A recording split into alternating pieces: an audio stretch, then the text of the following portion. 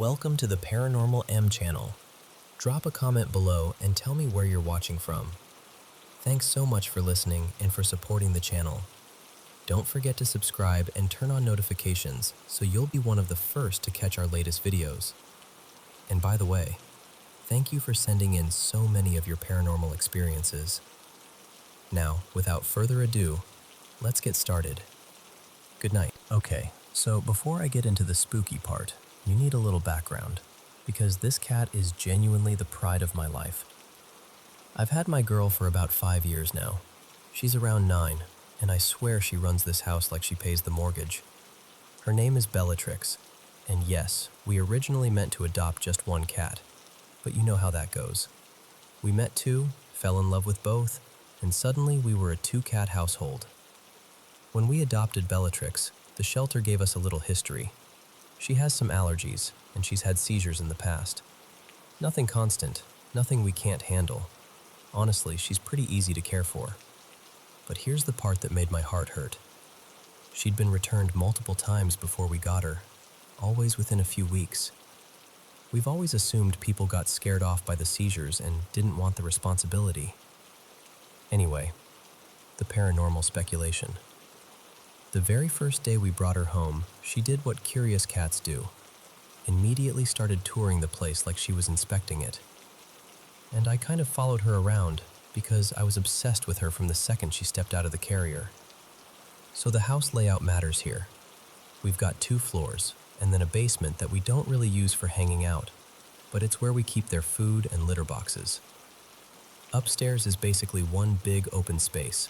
Kitchen, dining room, living room, and off the dining room there's this huge sliding glass door that opens to the back porch. Then there's a long hallway with rooms branching off.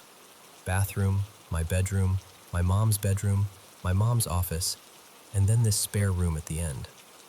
And that spare room has always been weird. It used to be my room when I was little, like toddler to around 10. And I'm not exaggerating when I say I had brutal night terrors in there. Not just bad dreams. I mean waking up panicked, sweaty, heart racing, the whole thing. For years. Then I eventually switched rooms, and it was like someone flipped a switch.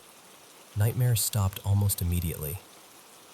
So Bellatrix is doing her little house tour, and she pads right up to that spare room.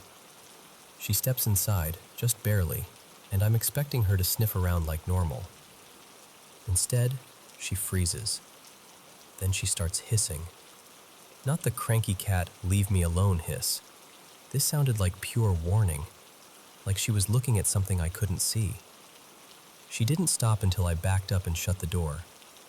I remember just standing there going, okay? And here's the thing. 5 years later, she still won't go in that room. Not once. The door can be wide open, sunbeams on the floor, the other cat strolling in like it's nothing. Bellatrix won't even put a paw across the threshold. My dog has curled up in there. The other cat naps in there sometimes. But Bellatrix? Nope. Hard no. Then she developed this routine that started about a month after we got her, and it still freaks me out a little.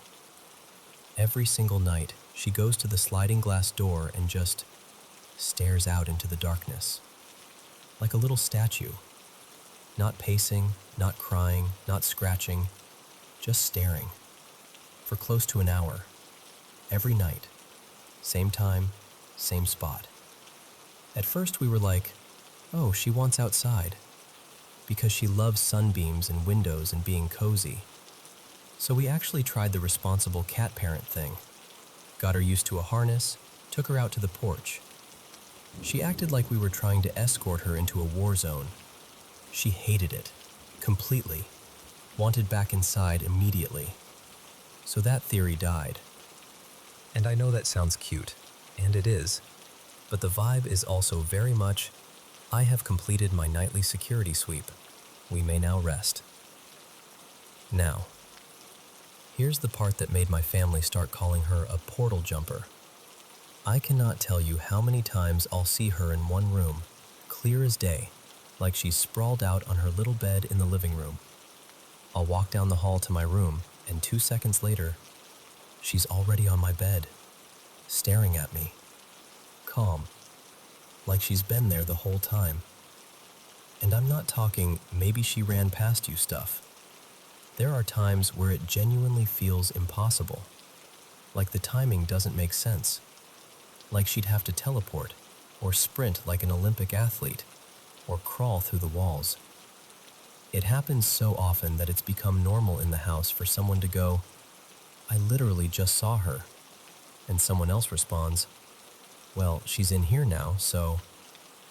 And there was one time, this still annoys me, we realized she was outside, just outside. We had no idea how she got out. No doors open, no obvious escape route. She wasn't scared or hiding either. She was just out there like, "Oh, hey, I'm doing my own thing."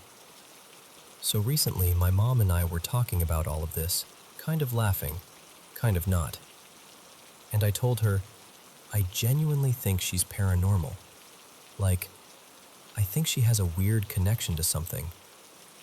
And my mom, who is usually pretty logical, was like, "Honestly, yeah, I've wondered that too." We're not the type to blame everything on ghosts. We try to be reasonable. But when you stack it all together, the spare room she won't enter, the nightly staring into the dark, the patrol routine, the impossible appearances, it starts to feel like more than just cats are weird. And yeah, I know cats have this reputation for being spiritual little creatures, like they can sense things we can't. But Bellatrix? Sometimes I look at her and I'm like, are you seeing something? Or are you going somewhere? So that's my story. Tell me what you think, because at this point, I'm open to any explanation, including the possibility that she's Batman.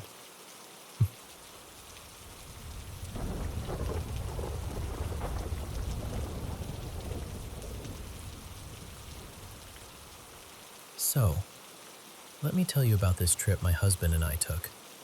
We stayed at this hotel in early May of 2022, and we were there for about a week. We checked in around the 6th and somehow got upgraded to a suite in the Nomad part of the building, which felt very fancy, especially because the bedroom had this gorgeous roll-top bathtub right there in the open, like it was meant to be a feature. And honestly, at first, it was a feature. It was bright, clean, kind of dreamy. The tub had this big, round chrome stopper at the bottom. You know the kind you press down to seal, press again to pop up. But what I remember most is how reflective it was, like a tiny mirror sitting at the very center of the tub. One afternoon, my husband, Eli, went downstairs to grab something, and I was alone in the suite. It was quiet, calm, and I thought, okay, perfect. I'm taking a bath. The lights were fully on, too. This wasn't some spooky candlelit situation, just normal, bright lighting. So I'm in the bath, relaxing, and when I'm done, I lean forward and press the chrome stopper to drain the water. As the water starts to sink lower and lower, my eyes drift down toward that shiny little circle, because it's right there, and I can see my own reflection in it. But then, I see something else. In that little warped mirror right behind my shoulder, there's this dark shape, like a black silhouette. Not sharp like a person's face or features, more like a heavy mass of shadow. Tallish, close, like it's standing right behind me. And I remember just freezing, like my whole body went still. I stared at it in the reflection, trying to make my brain turn it into something normal. A towel, a coat, anything. Then I turn around. Nothing. Just this plain, light-colored wall. No doorway, no corner, no furniture tall enough to throw a shadow like that. No movement. No, oh, it's just explanation waiting for me. So I look back down at the chrome stopper, and the shadow is still there. That's when I really panicked. Because now it wasn't just a trick of the eye. It felt like it was choosing to stay in that reflection. I start scanning for any logical source. Next to the tub, there's a small round table with a shopping bag on it. This bright teal color, like that iconic jewelry store shade. And for a second I think, okay, maybe that's it. Maybe it's reflecting weird. But the table's too low. The bag's too low. They don't even show up in the stopper's reflection at all. I look up again. Nothing. Look down again. Gone. And I'm telling you, I moved so fast getting out of that bath I almost slipped on the tile. I dried off in a blur, barely even thinking, and I basically launched myself into bed just to wait for Eli to come back, because I suddenly could not stand the idea of being alone in that suite anymore. And here's the thing, that wasn't the only weird part. All through the stay, especially when the light was dimmer, I kept getting this feeling, like I was seeing movement out of the corner of my eye, like shapes passing through the suite. Not one time either. Enough times that I started avoiding looking directly into certain areas because I didn't want to confirm what my brain was suggesting. But I didn't say anything, because how do you say that out loud without sounding ridiculous? A day or so later, I finally told Eli what happened in the bath. I tried to tell it like a joke, like, "You'll never believe this weird thing my eyes did." But my voice wasn't joking. And he just went quiet. Then he said, really carefully, that he hadn't mentioned anything either, because he didn't want to scare me. Not one person, more than one. Just walking through the space like they belonged there, like it was normal, like they weren't lost or sneaking or trying to be frightening at all, just present, occupying it. And he watched it happen, quietly, and didn't wake me up because he didn't want to ruin the trip or panic me. So yeah, that's the part that really gets me, because we both had our own experiences in that same suite, and neither of us told the other until after. And once we did, it wasn't just a creepy moment anymore. It felt like we'd been sharing the room the whole time, and we just hadn't realized it.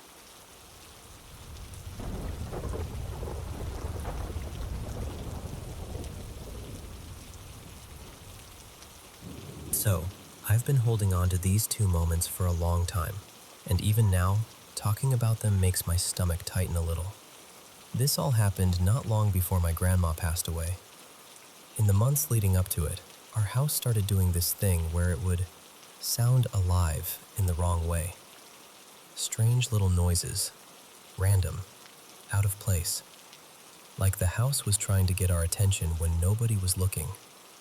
But there are two incidents that still sit heavy in my chest, because I was there for both, close enough to feel the air shift, you know? The first one was back in 2021, when I was studying in my room in the early evening. It was one of those quiet nights where the whole house is lit up, but everything feels still. Just normal sounds. Me flipping pages, my mom moving around in the kitchen, and my grandma resting in the living area right next to my room. Our layout matters here. My room and the living space share this open ceiling gap. There's a divider, sure, but sound travels clearly. If someone sighs out there, I hear it. If a spoon hits the sink, I hear it. Nothing muffled, nothing hidden. That night I was deep into exam prep, half stressed, half zoned out, when I heard this slow scraping sound. Not a quick bump, not a normal shuffle. A chair being pushed, slowly, steadily, like someone was dragging it across the floor on purpose. I didn't even look up at first. My grandma, Marlene, she wasn't well at that point. She had good days, and then she had these days where she'd do odd things. Wander toward doors like she was going somewhere. Lose her balance. Move objects around without remembering. It was heartbreaking, honestly. So my brain did what brains do. It tried to make it make sense. I just thought, Grandma's moving a chair again. But at the same time, my mom heard it too. I remember the exact timing because it's one of those memories that plays back like a scene in a movie. My mom leaned out from the kitchen, just enough to see into the living space, and she froze. Later, she told me she could only see part of Grandma, just her upper body, and she could see the chair. There was a dining table blocking some of her view, so at first she didn't want to assume anything weird. She was still trying to be rational. But then she noticed something that made her skin crawl. Grandma was sitting on the edge of her bed, and the chair was about a meter away from her, and it was moving. And Grandma, Marlene, kept turning her head slowly, back and forth, looking at my mom, looking at the chair, looking at my mom, looking at the chair, like she was tracking something neither of them could see. So my mom, trying to ground it in reality, asked her, kind of lightly, like she was joking, "Ma, why are you pushing the chair like that?" And Grandma snapped back, totally serious. "What are you talking about? I'm not touching it. It's moving by itself." My mom said she tried to laugh, like a nervous little laugh, just to stop herself from spiraling. And then she crouched down, just to check if maybe Grandma's foot was nudging it. Maybe the angle made it look farther than it was. But when she ducked down, she saw it clearly. Grandma's legs were still, not even close, not reaching, not brushing it. And the chair was still moving. My mom stood up, ducked down again, like her brain needed a second viewing to accept it. Still moving. So she did the only thing she could think of. She called me into the kitchen like she needed help, like there was some emergency task that required another human being immediately. But I didn't go. I'm embarrassed saying that now because I had no idea. I just thought she was being dramatic or impatient. I was locked in on studying, and I remember thinking, why is she yelling? This can wait. Apparently, she kept calling me, sharper and sharper, and it turned into this desperate kind of angry, like panic disguised as frustration. Eventually, I stormed into the kitchen, annoyed, and I saw my mom's face. She looked wrong, like she'd seen something and didn't know how to put herself back together. But she forced normal, forced her voice to sound casual, forced everything. She didn't tell me what happened until after my exam, the next day. And when she finally did, she was almost shaking with it, like she'd been carrying it around inside her chest and couldn't hold it anymore. And of course, we tried to recreate it. We did everything. Sat where Grandma sat, placed the chair where it was, tried to reach it with our legs, tried different angles, different pressures, different floor positions. We even tried to see if maybe a draft could have pushed it. Nothing. Not even close. The chair had been too far, and it moved in a way that didn't match any normal cause we could find. We just ran out of explanations. Then the second incident happened about 10 days later, and this one still makes my blood go icy, because it happened in broad daylight. Morning, around 9 a.m., a time when nothing scary is supposed to happen. The house was full, family members around, voices, movement, that normal, people are awake and living life vibe. I was asleep in my room. My mom was sitting out in the hall on this hanging swing we had. From where she sat, she could see down the hallway and part of the path toward my parents' room. And she saw me. Or, she saw someone who looked enough like me that her brain didn't question it.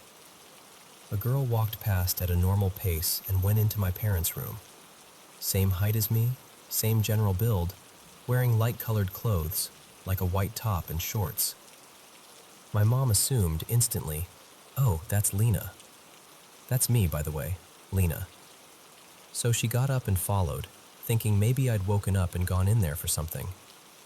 She checked the room. No one. No movement, no sound, empty.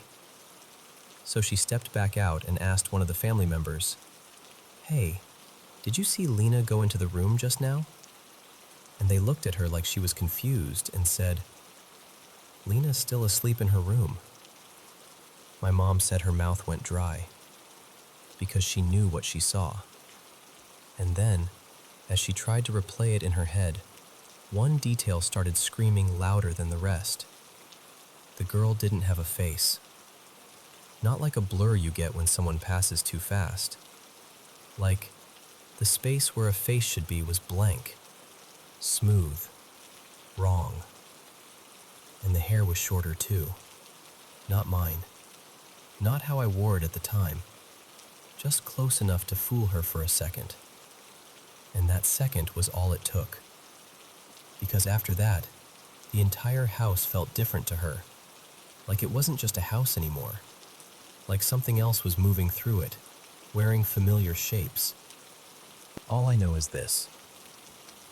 There are moments where reality feels thinner than it should. And those 2 mornings, one with a chair that moved with no hands, and one with a girl who looked like me, but wasn't me, are the moments that made me believe that sometimes something is there, even when you can't explain it.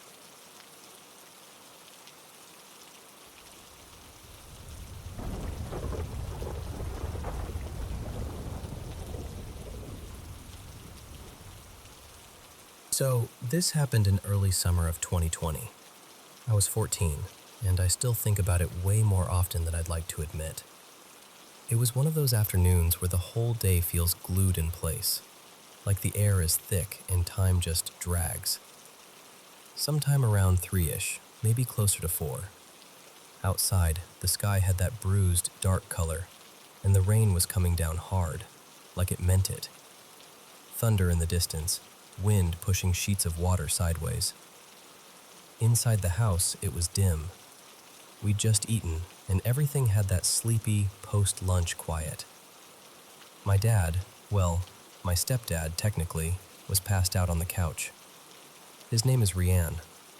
Strict. The kind of strict where you can feel the rules even when he's not talking. My mom was stretched out nearby with the lights off, scrolling on her phone like the storm was a movie playing on mute. And I was so bored I could have screamed. For a long time I'd had this dream, this stupid, cinematic little dream of longboarding in the rain. I know how that sounds, but in my head it was going to be magical. Like I'd glide through the storm and feel like I was in my own music video or something. The problem was, Rian would never let me. Not in a million years. Wet roads, low visibility, cars, all of it. He would have shut it down instantly. But that day, he was asleep. Deep asleep. And I remember this clear little thought clicking into place. This is it. This is my window. So I grabbed my longboard and slipped out.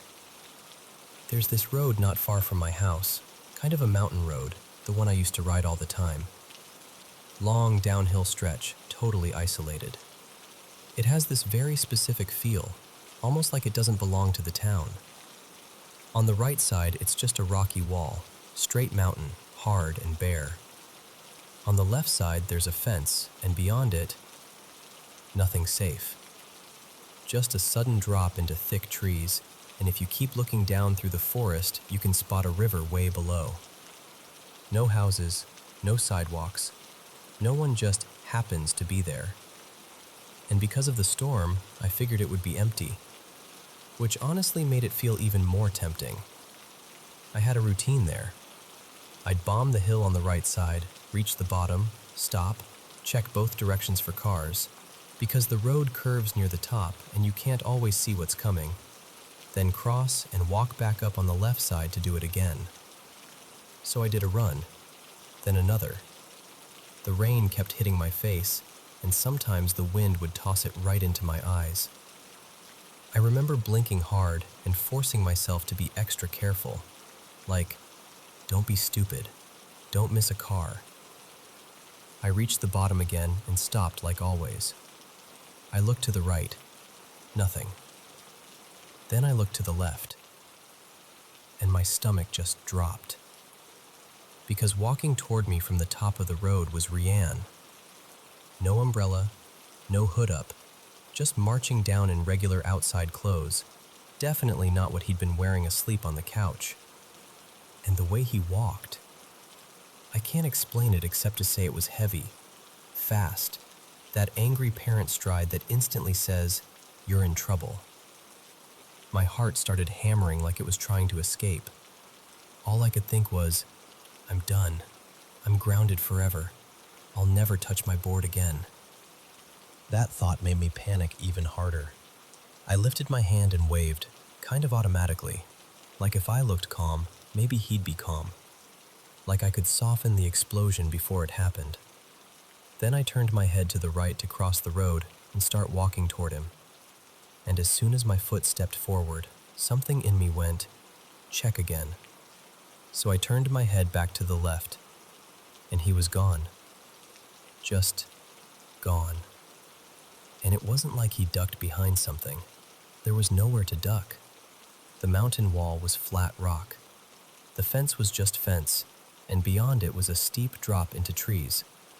The road itself had no side paths, no driveways, no buildings. And there wasn't enough time. There was no way a person could vanish that fast. I stood there frozen, rain dripping down my face, trying to force my brain to come up with a normal explanation. For a second I told myself, maybe you imagined it. But I didn't. I know what I saw. I'm not even being dramatic when I say I was completely sure it was him. His shape, his clothes, his walk, the whole presence of him. Still, it felt impossible, so I decided to check. I walked up the hill slowly, scanning everything. Left, right, over the fence, up the rock wall like someone might be hiding in a crack. When I reached the top, the road was completely empty. No footsteps, no figure in the distance, nothing. I even leaned over the fence and stared down into the forest, half expecting to see, I don't know, a body? A jacket? Something that proved I wasn't losing it. There was nothing.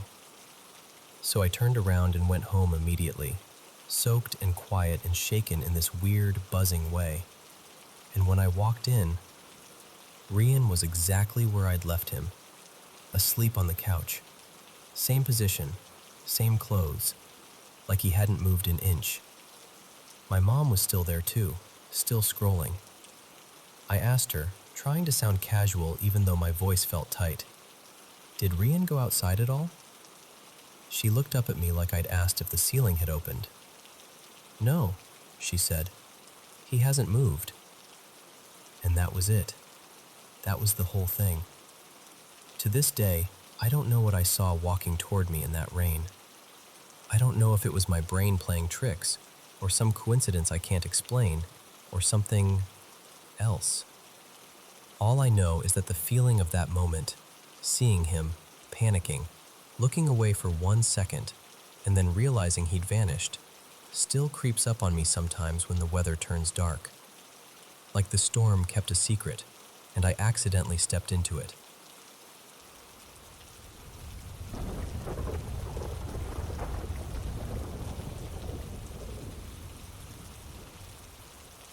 So I was scrolling Instagram the other night, and I saw this meme. Tons of likes. About how grandparent houses have that vibe when you're a kid. You know what I mean. The weird smells, the heavy furniture, the rooms you're not supposed to go in.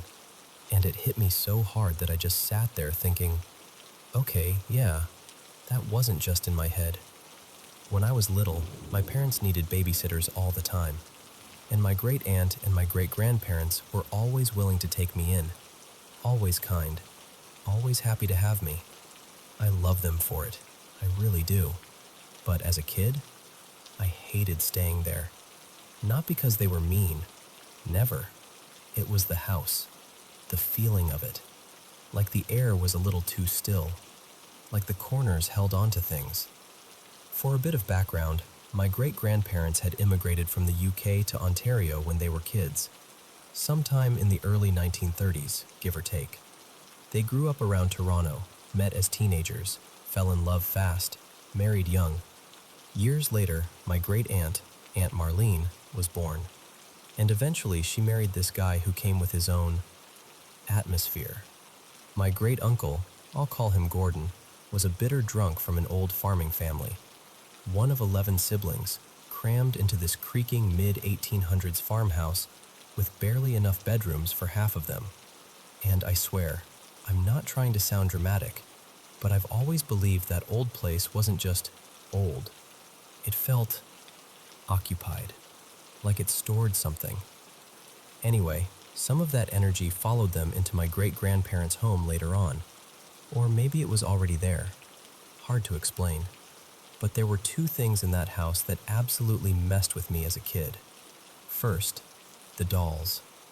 My great-grandmother and Aunt Marlene both collected porcelain dolls when they were young, and eventually those dolls ended up in this basement room everyone casually called the guest room.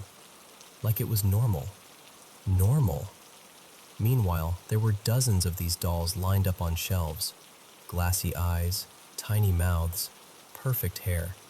And no matter where you stood, it always felt like they were looking right through you. Not at you. Through you. And I know how that sounds. I do. But the energy in that room was wrong. Like cold electricity. Like standing too close to something that's quietly angry. Even now, as an adult, I can't be around porcelain dolls for long without feeling that same tightness in my chest. Second, the clocks. There were clocks everywhere. Not one per room, more like 2 or 3. And the worst part was that some of them didn't work properly. So you'd be lying there at night, and suddenly, out of nowhere, one would chime when it wasn't supposed to, or ring at the wrong hour, or clatter through a broken melody like it was half awake. And outside, there were wind chimes along the porch that would join in whenever the wind picked up. And together it made this kind of messy, haunted orchestra. But it wasn't even the noise that scared me the most. It was the silence after. That quiet would drop like a blanket. And every time it happened, I'd get this immediate, physical feeling. Like something had been stirred up. Like something was awake now. Watching. And I just know, deep in my gut, that I had to get up, walk toward the stairs, keep my eyes forward, and go back to my room without turning around. Like turning around would be a mistake I couldn't undo. And yeah, if it ended there, you could say, okay, kid imagination, scary basement, creepy dolls. Fine. But then something happened years later that I still can't make fit into any normal explanation. After he died, I started visiting more again to help out, to be there. And the second I walked back into that house, it all came back. The same childhood feeling, like the walls remembered me. Over time, my grandmother's health declined. She's turning 100 this February, which honestly still blows my mind. And Aunt Marlene's getting up there too, late 70s now. They hired a young woman to help clean the place, someone with no connection to our family, no history, no stories, nothing. And one day, my grandmother and Aunt Marlene went out together, shopping, errands, whatever, and the cleaner arrived while the house was empty. When my family came home later, they found her sitting out on the porch, smoking, pale as a sheet. She looked at them and said, "I need to tell you something, and I don't know how to say it." She told them she had seen an old man come out of the thick brush behind the house. But here's the part that made everyone's skin go tight. She said he didn't walk. She said he glided, like he was moving forward without his feet doing the work. Smooth, quiet. And she said he had this warm smile on his face, gentle, almost comforting. And in the moment, it felt totally natural to her, like her brain just accepted it. Then a few seconds passed, and it was like she snapped back into herself, like waking up mid-dream. And she panicked, because she assumed some elderly man had wandered onto the property. So she ran to the front door and called out, asking if anyone was inside.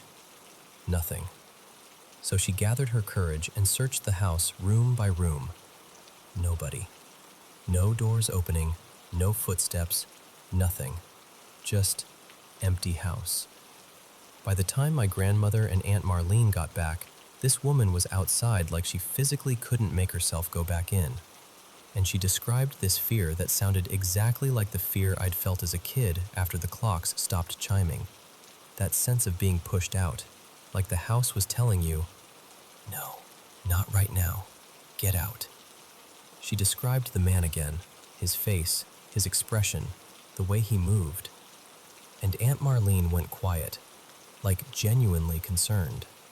She walked to a closet, dug through some stored things, and pulled out a framed photograph, one that wasn't out on display at the time. She held it up and asked the cleaner, "Was it him?" And the woman's eyes went wide immediately. "Yes," she said, "that's him. It was my grandfather." And that's the thing. There weren't photos of him around then. The cleaner couldn't have studied his face and made up a story. She didn't even know who he was. Now it comes up at nearly every family gathering because nobody has a rational explanation that actually covers all of it. And I'm not saying I've got proof of anything. I'm not saying it's definitely paranormal. I'm just saying some places feel thin, like the world is layered there, like a doorway opens and closes without asking permission. And even now, fully grown, adult, bigger than I ever was back then, I still won't stay in that house overnight. Not for any amount of money.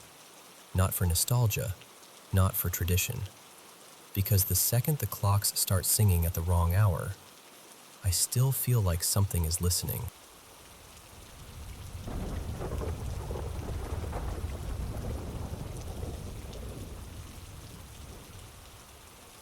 Hey, so I don't tell this story to many people because I already know how it sounds. But it happened, and I still remember it like it's stitched into me. When I was 9, my mom and I moved into this weathered little house in a sleepy old mining town. It was just the two of us.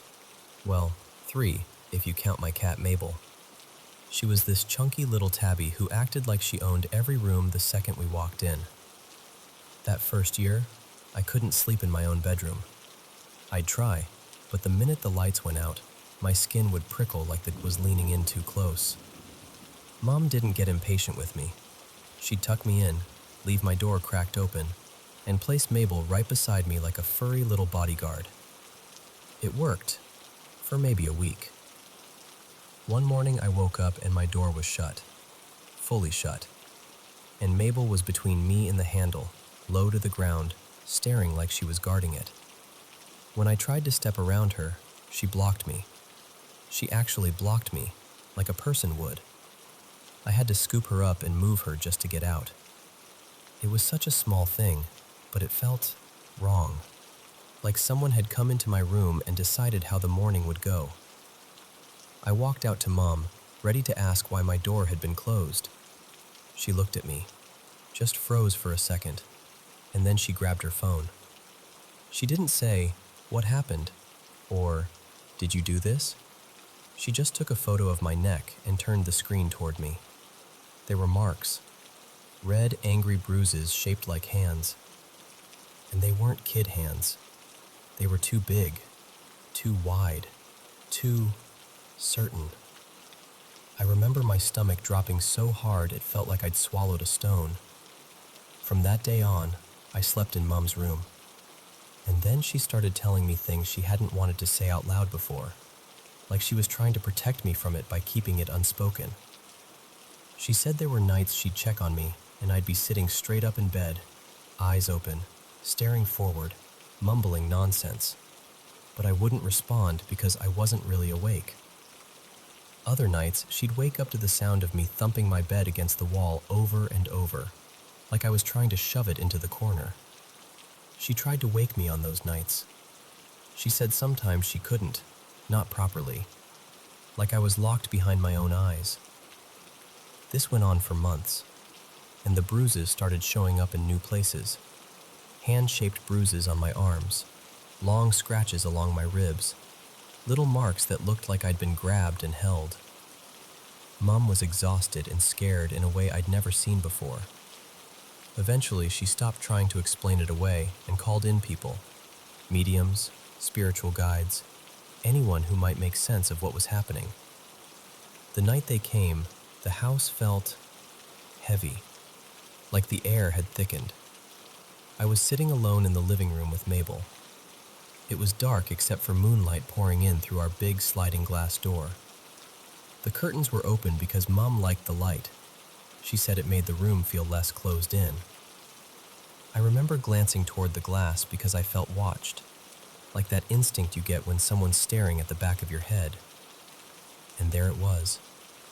A face. A man's face, pale and faded, pressed against the glass from the outside. Not like a reflection, not like a trick of light. It looked flattened, as if the glass was the only thing stopping him from coming through. I didn't scream right away. I think my brain didn't know what to do with it. And then Mabel made this sound, this low, rough warning I'd never heard from her. And I ran. I ran straight to Mom and the guides and spilled it all out, shaking so hard I could barely breathe. They said our house sat on land that used to be an apple orchard long before it was a neighborhood, before the town was what it became. They believed the spirit I saw belonged to a man who once owned that orchard. They also said he'd hurt people when he was alive, women and girls. They didn't go into details, but they didn't have to. The way Mum's hands clenched told me enough. And they believed he was focusing on me because I was in his space, on his land. They mentioned, too, that there were other spirits lingering. Someone young, a mother who'd worked the orchard, and her little girl. Like they'd been trapped there, too, held under something cruel that wouldn't let them go. That was the house. But the neighborhood had its own kind of wrongness. My best friend Lacey lived a street over. There was a shortcut through a small patch of forest, just a dirt path between trees. I'd walked it 100 times in daylight without thinking twice. One evening, around dusk, I was walking home and staring at my feet like kids do, half daydreaming. Then I got this sudden, sharp feeling, like a command in my body. Stop and look behind you. I didn't want to. Everything in me begged not to. But I turned, and I saw something standing back along the path. It looked half human, half animal, wrong in its shape, wrong in how still it was. The eyes were what got me most. They didn't look like animal eyes. They looked aware, watching, waiting. I ran so hard my lungs burned all the way home. I avoided that path after that, until one day Lacey wanted me over for dinner. We'd played at my house, and it got late. Walking around the long way felt impossible, so she convinced me. She didn't know everything I'd seen, not really, but she knew enough to understand why my voice shook when I said I didn't want to go. We took the shortcut anyway. Halfway through, the forest went dead quiet. Not peaceful quiet, wrong quiet, like the world had paused. Even our footsteps sounded too loud. Lacey stopped first. She stared off into the trees and her face changed, like the blood drained out of it. She didn't say much, just grabbed my hand and yanked me forward, and we ran until we burst into her backyard like we were being chased. Inside her house, she finally told me what she'd seen. And it was the same thing. The same shape, the same wrongness, the same eyes. Now, this part is the hardest to say. A few months later, my mom died in that house. I can't even fully explain the panic of that morning. It was early, barely light outside, and I was a 9-year-old kid with no idea what to do except call for help and hope someone arrived fast enough. While the ambulance was on the way, I ran to Lacey's house because I didn't know where else to go. I needed her mom. I needed an adult. I needed someone who could take over because I was drowning. I got to the entrance of the forest path and froze. There was a line of them, those human-animal figures, standing along the side of the trail like they were posted there. Not moving, not speaking, just watching me. I remember thinking, I don't have time for this. I don't have time to be scared. So I ran anyway. I sprinted down that path like my life depended on it, because in a way, it did. I didn't look left or right. I didn't stop. I just ran until I was pounding on Lacey's door.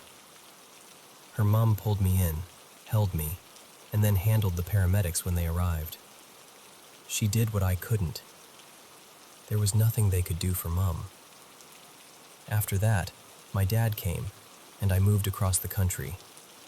New schools, new rooms, a whole new life that didn't carry the smell of old wood and moonlit glass. Sometimes people ask why I never went back. Sometimes they laugh a little, like it's a creepy campfire story. And I get it. I really do. If someone told me this and I hadn't lived it, I might struggle too. But I'm Australian, and I grew up hearing that land holds memory, that some places carry stories whether we want to believe them or not. That town was old, and it had a reputation long before we arrived. Miners, families, hardship, violence, loss. Layers and layers of it. All I know is this. Something in that place knew I was there, and for a long time, it didn't want to let me go.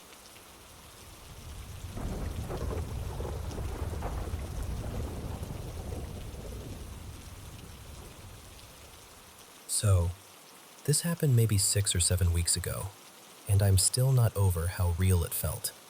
It was my first, truly my first, full sleep paralysis episode. I'd heard people talk about it, but I'd never experienced anything like that before. No scary movies, no creepy stories before bed, nothing. Just a normal night. I went to sleep around 11:40 p.m. Same routine as always. I remember feeling totally fine. No anxiety, no weird thoughts, nothing ominous. I fell asleep pretty quickly. And then, it's hard to explain unless you've been there, but I slipped into that half-awake, half-dream place. The kind where you feel like you're awake, but your brain is still floating in sleep. Out of nowhere, I got this intense feeling, like someone was staring at me. Not, I think someone's watching, but like this heavy, undeniable certainty that I was being watched right there. I remember thinking, okay, don't do this. Just go back to sleep. But then I heard sounds, right in my ears, like close, too close. It wasn't words exactly, more like whispery, sly little noises, like someone trying to get your attention without speaking clearly, kind of like a soft ps ps ps ps, and this scratchy ksasa sound. It felt personal, like it was happening inches from my head, like someone was right beside me making these secret, plodding noises. That's when I tried to snap fully awake. Except, I couldn't. I tried to open my eyes wider. Nothing changed. I tried to move my arm, my fingers, my legs. Nothing. Not even a twitch. My whole body was locked down like it had been turned off. And the fear hit so fast it was like getting shoved underwater. I could move my eyes though. So I looked around as much as I could. And that's when I saw it. This dark shape right up near my face. Not like a clear person. More like a black, blocky shadow. A heavy, dark aura hovering in the space where my face and the air should have been. And it felt like it was there. Like it had weight. Like it was occupying the room with me. And the noises kept going. I remember panicking, but the panic was trapped inside me. Like my mind was screaming, and my body was just dead still. My heart was pounding, and I couldn't even take a satisfying breath. And in that moment, out of pure instinct, like muscle memory from faith, I started saying Jesus' name. Not out loud, because I couldn't, but in my head, over and over. Jesus, Jesus, Jesus. And I swear to you, the second I did that, instantly, it broke.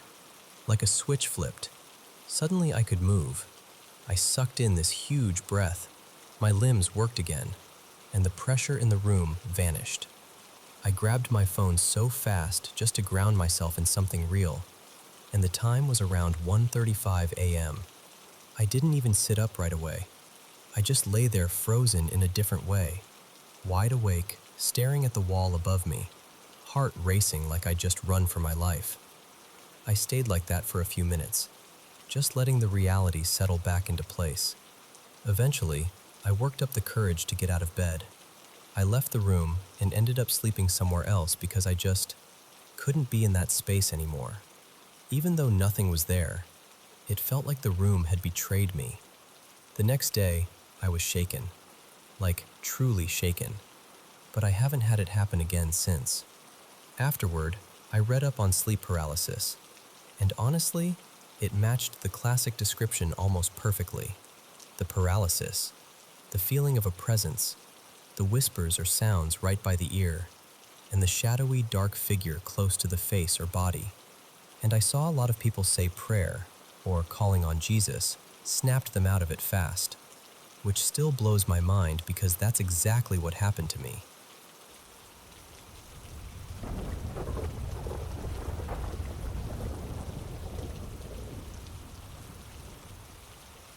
So, this happened back in the early 2000s, when I was living in San Francisco with my boyfriend.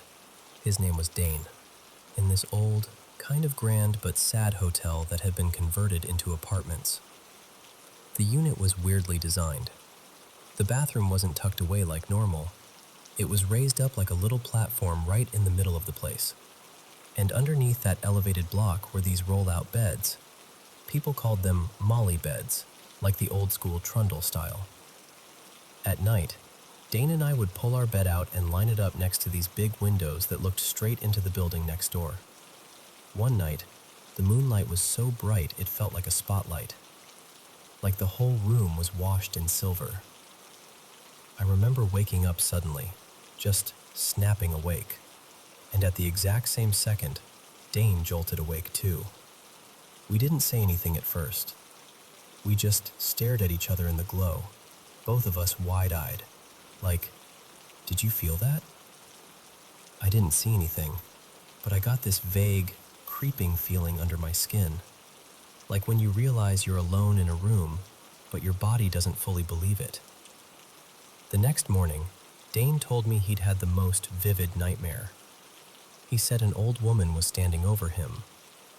He described her in this very specific way, balding, with long, stringy white hair hanging down, and this angry, almost hateful look on her face.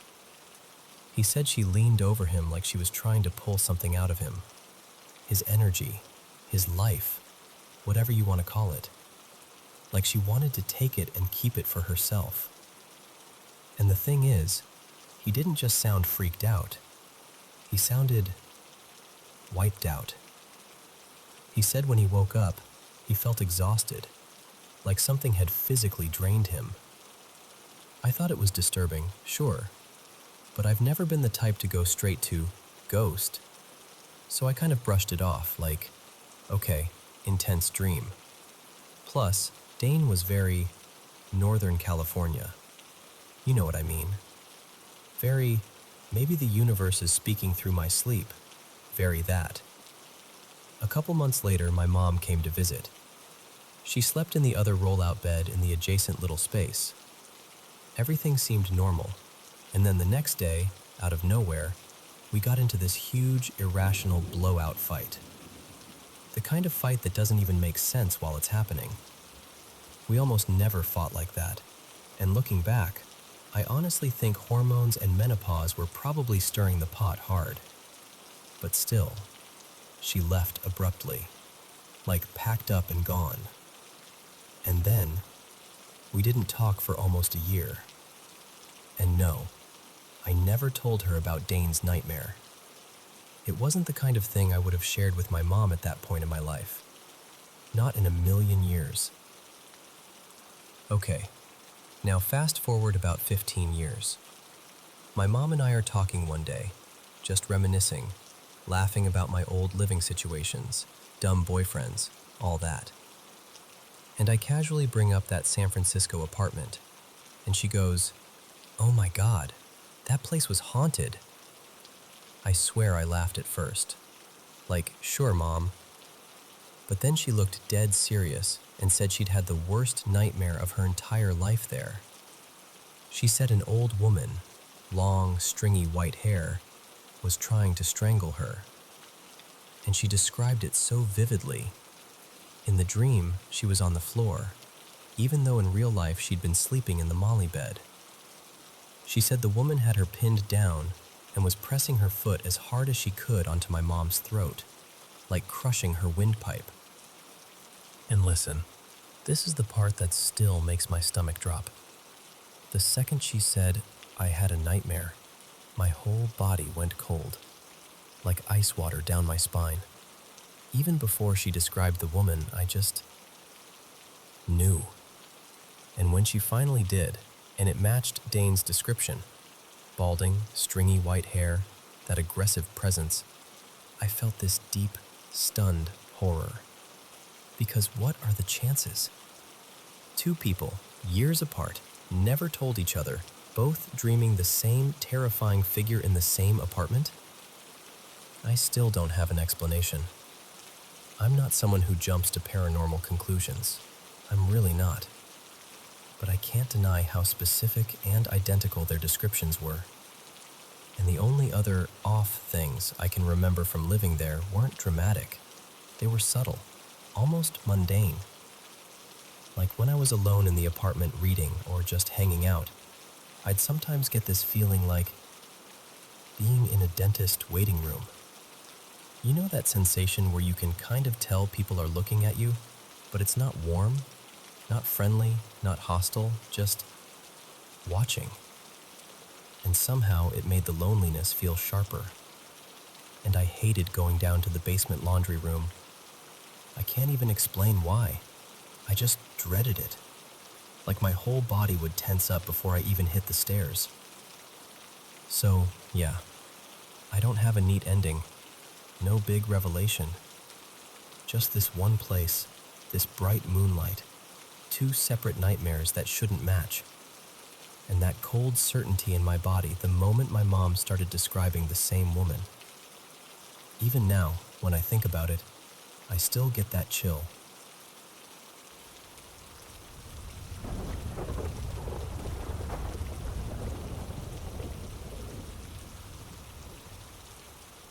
So, picture this. Our fire investigation office was tucked inside an old fire station that had been shut down years earlier and folded into a newer house across town. The building itself was a real piece of history, built back in 1917. My grandma used to tell me that when she was a kid, she'd wait for the school bus right out front of that very station. Same sidewalk, same curb. That always made the place feel personal somehow, like it had roots in our family even before I ever worked there. And of course, with a building that old, there were stories. The biggest one was always the back steps. People swore someone died there, either a firefighter or maybe just a civilian. Nobody ever seemed sure about the details, but the rumor that stuck was that it happened after a poker game went bad. Back then, the old-timers practically lived at the station anyway. They didn't have those modern schedules. The way the older guys told it, they were working something like 5 or 6 straight 24-hour shifts with only one Kelly day off each week. So yeah, whatever people did at home to pass the time, eating, sleeping, playing cards, they did it there. So the place had a reputation. Haunted was the word everyone used, half joking, but not completely. Eventually, our department added a brand new wing onto the original structure. More offices, a big meeting room, and an interview room. The addition connected to the old building right near those back steps everyone talked about. Before that expansion, the weird stuff was mostly small, easy to shrug off things. The basement door would unlatch and crack open by itself sometimes, or you'd set something down in the kitchen and turn around and it'd be somewhere else a minute later. And it wasn't like that door was loose. It had a simple hook and eye latch that should have stayed put. Nothing that made you run out screaming, just enough to make you pause. Once we moved into the new section, the old side was mostly kitchen and storage. Every now and then, someone would still use the original front door, especially if a car was parked where the old engine bay doors used to be. But that part of the building felt like it was slowly becoming a forgotten corner. Then came the night that did it for me. It was an evening shift, quiet, the kind of shift where the air feels like it's holding its breath. My partner, Marty, and I were working. I was sitting at the desk in the new lobby area, and from where I was, I could see up into the old section. The lights were on up there, firehouse habit, you know? In our city, the lights stayed on in the common areas pretty much all the time. I remember hearing the old front door open. Then it shut. Right after that, I heard someone whistling. Not a faint little noise either, clear as day. Like a person walking around, killing time, just casually whistling some tune they'd been carrying in their head all day. And I didn't even get nervous at first. I just thought, oh, Marty's back. Maybe he stepped out and came in through the old door. No big deal. So I waited to see him come around the corner. But he didn't. The whistling kept going. Steady. Almost relaxed. After a couple minutes, I started thinking, why is he still up there? And then another thought hit me. Who whistles like that while they're on the phone? It didn't sound like someone talking to anybody. It sounded like someone alone. Finally, I got tired of guessing. I stood up and started walking toward the old section, heading up those steps, the same steps that used to lead out the back. And the moment my boot touched the top step, the whistling stopped. Just dead stopped, like somebody had reached over and flipped a switch. Nothing. So I kept walking, slower now, toward the room where the old front door opened. When I got there, it was empty. No one. Not in the hallway, not tucked into the kitchen, nowhere to step out from behind. I checked the front door. Still deadbolted. And that's the moment my stomach dropped, because I know what I heard. That door opened. That door closed. Someone was whistling. And now there was absolutely nobody there who could have done it. I didn't investigate further. I didn't check one more room. I didn't stand there trying to be brave. I turned around and quick walked back down into the new section like my life depended on it. I grabbed my radio, my notepad, my truck keys, hands moving fast like my brain was trying to outrun what just happened. I walked out the new front door, locked it up, got in my truck, and only then did I call Marty. When he answered, I asked him where he was. And he goes, real casual, had to run home for a minute. Home was about half an hour away. I just sat there gripping the steering wheel and told him, yeah, I'm heading home too. After that night, things didn't get dramatic. No apparitions, no shadows lunging at you, nothing like that. But the small stuff picked up again. Things falling off shelves when nobody was near them. That basement latch clicking open. That same slow creak of the door giving way. But we never heard the whistling again. And from that day forward, any time I had to stop by the office in the dead hours, 2, 3, 4 in the morning, to drop off samples or pull something off the computer, I didn't hang around. I did what I came to do, and I left. No wandering. No extra trips. And I never looked up those steps into the old section again. Nothing ever happened in the new addition. Not once. It was almost like whatever was tied to that place, whatever history had soaked into those old walls, it just wouldn't cross over into the newer part of the building. And honestly, I was perfectly fine with that. Because even though nothing about it felt evil, from that night on, any time I had to go anywhere near that old section, I got that same tight, uneasy feeling. Like I was somewhere I wasn't invited, and something up there knew it.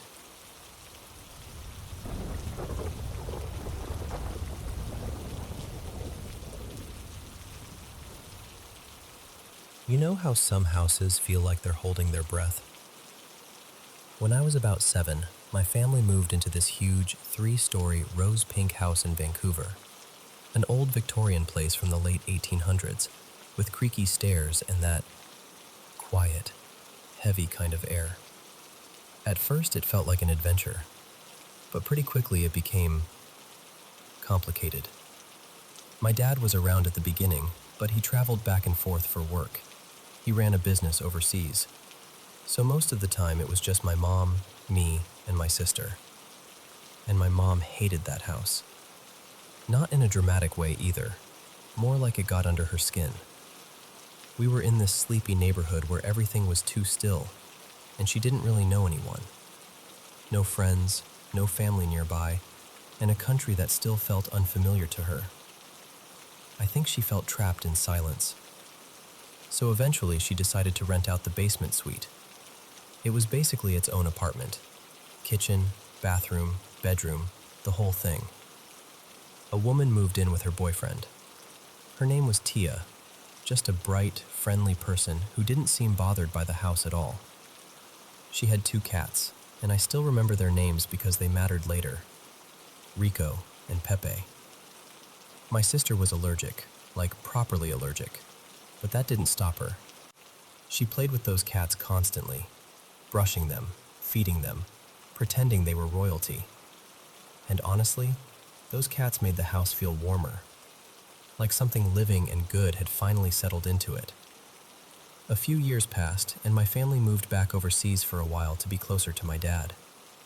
Then, about a year later, we returned to Vancouver and moved right back into the same house like nothing had changed. Same stairs, same quiet. Same basement tenants, same cats. And then one day, Pepe was hit by a car. It happened so suddenly. One minute he was part of our daily life, and the next he was just gone. My sister and I were wrecked. It sounds dramatic, but when you grow up alongside a pet, especially one you've sort of claimed as your own, losing them feels like losing a little piece of your childhood. Not long after that, we moved to a smaller house in a busier area. Better schools, more people, less of that eerie quiet. And a few weeks later, Tia moved out too. New apartment, more space, fresh start. Before we fully closed that chapter, my mom took my sister and me back to the old house to clean up and grab whatever we'd left behind. Because the new place was smaller, my mom laid down a rule. 1 toy each. Just one. My sister chose this plush cat, of course. I remember holding it up like it was a prize. I wandered around trying to decide, and that's when I found it. A small wooden mannequin, one of those posable art models with stiff joints and a smooth carved head. It was sitting there like it had been forgotten on purpose. Tia had taken everything else, but the mannequin was left behind. And I know this will sound strange, but I felt drawn to it. Not in a happy way, more like something tugged at me, like, take this. I didn't even really want it, yet I picked it up anyway, almost reluctantly, and that became my one toy. At first, nothing happened. I put it in the living room, tucked into a corner facing the window. My sister thought it was funny and started making little outfits for it using tissues and scraps of fabric. It became this quirky little decoration people commented on when they came inside, like, "Oh, cute," and "Where'd that come from?" Then the marks started. Faint scratches on the wall. Not deep, barely even damaging the paint, but they were there. Thin little lines, like someone dragging a claw lightly across the surface. Later, there were tiny dents in the wooden stairs. Just small bruises in the wood that would appear and disappear in different spots. It made me feel comforted. And I convinced myself it was Pepe, like he'd followed us. Like maybe he wasn't ready to leave, and somehow that mannequin had become his anchor. Honestly, that idea made me feel better, so I held on to it. Then we started smelling cat fur around it, this dusty, warm, unmistakable animal smell, like you'd hugged a cat and it stayed on your sweater. But there were no cats in our new house. One night, my sister decided she didn't want it in the living room anymore and moved it into her bedroom. She told me she wanted to keep an eye on it, like she was joking, but she also wasn't. That night she woke up and saw something. She described it as a figure, soaked in darkness, like it was wearing shadow. Red eyes, 3 fingers. She said it was leaning over her bed, close enough that it felt like the air changed. And then it turned and walked toward our mom's room. My sister sprinted to wake my mom up, shaking and crying. My mom, half asleep, just insisted it was a nightmare. Imagination. Stress. So the next night, I put the mannequin in my room instead. It was raining hard, the kind of rain that taps on the window like fingertips. I remember lying there feeling this strange warmth, like someone had turned a heater on inside my chest. I slept fine.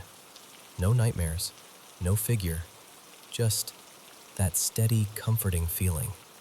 A few days later, my mom told me to move it back downstairs, so I did. But the house never really settled again.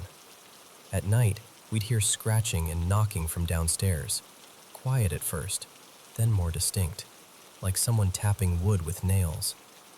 We kept finding more of those faint scratches, some hidden behind furniture, some halfway up the wall like something had reached. And my sister and I would catch the mannequin moving in the corner of our eyes. An arm slightly raised, a leg angled differently, the pose subtly changed. Every time my sister noticed, she'd go stiff with fear. Every time I noticed, I felt calm. I kept telling myself it was Pepe, like he was still with us, like he was watching over us in his own weird way. About a year later, we moved back overseas again. Before we left, my mom invited Tia over as a goodbye. She brought Rico and a new cat named Tessa. And Rico kept drifting toward the mannequin. Not once, not twice, over and over. He'd sit near it for long stretches, staring, tail flicking, like he was waiting for something to happen. It made my stomach feel tight, but I still didn't let go of my story. It's Pepe. It's just Pepe. I brought the mannequin with me when we moved. I packed it like it was fragile and precious. I carried it around like a weird little companion. My mom had always been sensitive to things like that. She read tarot, practiced fortune telling, trusted her instincts about energy, and she hated the mannequin. She said it felt wrong, like a bad door left cracked open. She begged me to throw it out. I refused. Then, on our second day in the new house overseas, it disappeared. I'm not saying I misplaced it. I'm saying it was gone. I tore through my room, the luggage, drawers, closets, under beds. Nothing. Like it had dissolved. And after that, things were quiet for months, almost peaceful. Nearly a year later, while we were packing to move back to Vancouver again, I found it. It was tucked inside a drawer beneath a windowsill, placed neatly like someone had put it there intentionally. When I picked it up, I felt this sudden pulse shoot through me, like a shock, but not painful, just strong, immediate, familiar. And even though every part of me felt reluctant, I brought it back to Canada again. When we arrived, my mom refused to let it sit in the living room, so my sister and I made this bargain. We'd each spend one night with it in our rooms and then decide what to do. My sister went first. That was it for me. That same day, I took the mannequin and shoved it into a storage closet in the basement. I did everything I knew how to do. Burned incense, used oils, put out crystals, tried to cleanse the air like my mom taught me. I didn't want to fight it. I just wanted it contained, quiet, gone. And for a while, it worked. Life moved on. School, friends, routines. Every once in a while, I'd check the closet like you'd check a locked door. And it stayed there. For 2 years, nothing dramatic happened. Then my sister and I got into private school in New York, and we prepared to move again. On the day I went downstairs to grab the mannequin, because part of me still felt weirdly responsible for it, I opened the closet. It was empty. No mannequin. No dust outline. Nothing shoved behind boxes. Just gone. Like it had decided it was done with me. I never saw it again. Now I live in New York, and I'm doing fine. My family doesn't talk about it, not really. Like we all silently agreed it belonged to a different life. But sometimes, usually late at night, when the city is quieter than it should be, I think about that mannequin. About the scratches and the dents and that cat fur smell that shouldn't have existed. About my sister's red-eyed figure. About Rico staring like he recognized something. And I get chills every single time. Because I still don't know what it was. I want to believe it was Pepe, but if I'm being honest with you, I'm not sure it ever was.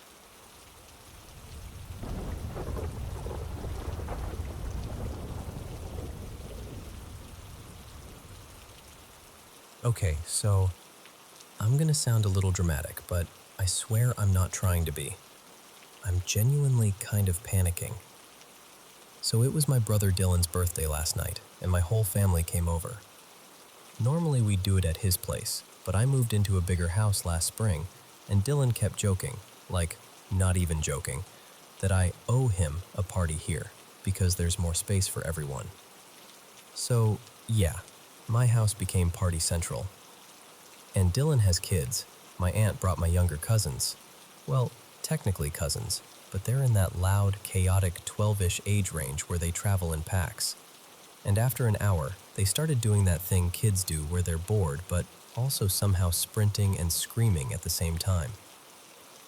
I had this random old set of walkie-talkies in a drawer. No idea why I kept them. So I was like, okay, you guys want a game? Let's do hide and seek, but you have to use these.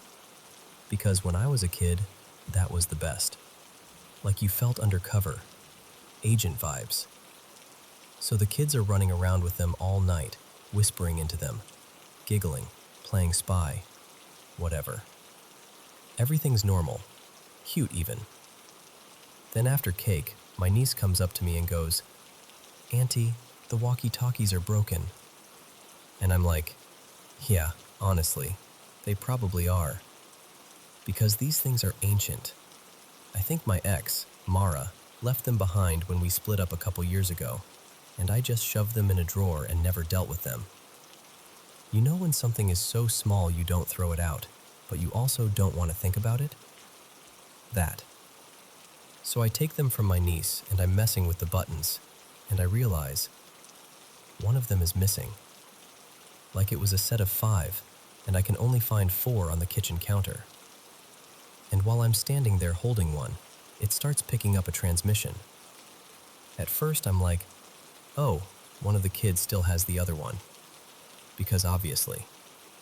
But then the sound changes, and it's not talking, it's beeping. Like this slow, deliberate, beep, beep, beep pattern. And I don't know why, but my stomach kind of dropped. Because it sounded like Morse code. And then it hits me that it's doing SOS. So I'm standing in my kitchen, holding this dusty walkie-talkie, and I'm listening to SOS. SOS. SOS. I call my parents over, like, okay, tell me I'm imagining this. And my dad, he used to do logistics and long-haul stuff back in the day, always had radios around. He listens for maybe 10 seconds and goes, "That's definitely SOS." Which is already terrifying, right? But then he goes, "Wait, hold on. Do you hear that?" And I'm like, "Hear what?" And he points out something I somehow didn't notice at first. There's talking under the beeps. Like background noise. People. A room. Movement. So now I'm thinking, okay, so someone is sending SOS and they're in a crowded place? Like a store? A street? A party? And that's weird enough on its own. But then we listen closer. Like, really close. And I'm not kidding. We realize the background noise sounds exactly like our background noise. Like, the party. We could tell because we'd hear a laugh in the walkie-talkie, and then, like a second earlier, we'd heard that same laugh in the living room. We'd hear someone say, "Oh my God, stop," in the walkie-talkie, and we'd already heard it in real life, just barely before. It's like the walkie-talkie was replaying my house back to me, inside my house, at my brother's birthday party. So at that point I'm like, okay, someone's messing with me. It has to be one of the kids being creepy, or Dylan being annoying, or, honestly, somebody found a way to make it echo. I don't know. I'm trying to keep it light because I do not want to freak everyone out. So I just shut them off. And then, once the house is finally quiet, I turn them back on, just to prove to myself it was nothing. And it starts again. SOS. Same rhythm, same channel, same weird, faint background audio. Except now, there's no party. It's just my house. And I can't figure out where it's coming from because the missing walkie-talkie is still missing. I searched couch cushions, the bathroom, the pantry. Like I'm telling you, I checked the recycling bin. Nothing. And here's the part that is making me feel actually sick. When I talk out loud, I can hear myself on the transmission, like faintly behind the beeps. If I turn on the TV, I hear the TV in the background. If I walk to the other side of the house and speak, I can still hear myself, like it's picking me up from somewhere, but I can't tell where. It's like it's trapped in the walls or the vents or something, and it's just listening. And over the last hour, it's been getting quieter, like it's moving farther away, or the battery's dying, or it's getting buried under something. Right now, when I hold the walkie-talkie up to my ear, it's almost too faint to make out, but it's still there. Just this tiny, stubborn SOS.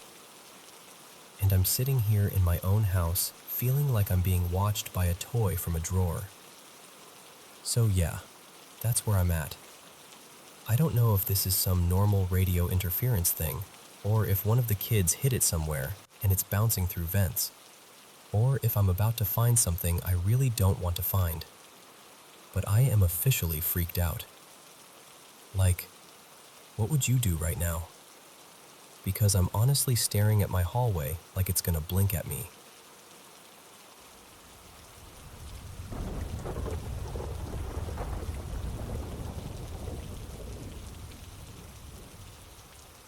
So, I should probably start by saying I'm not the kind of person who jumps to ghosts.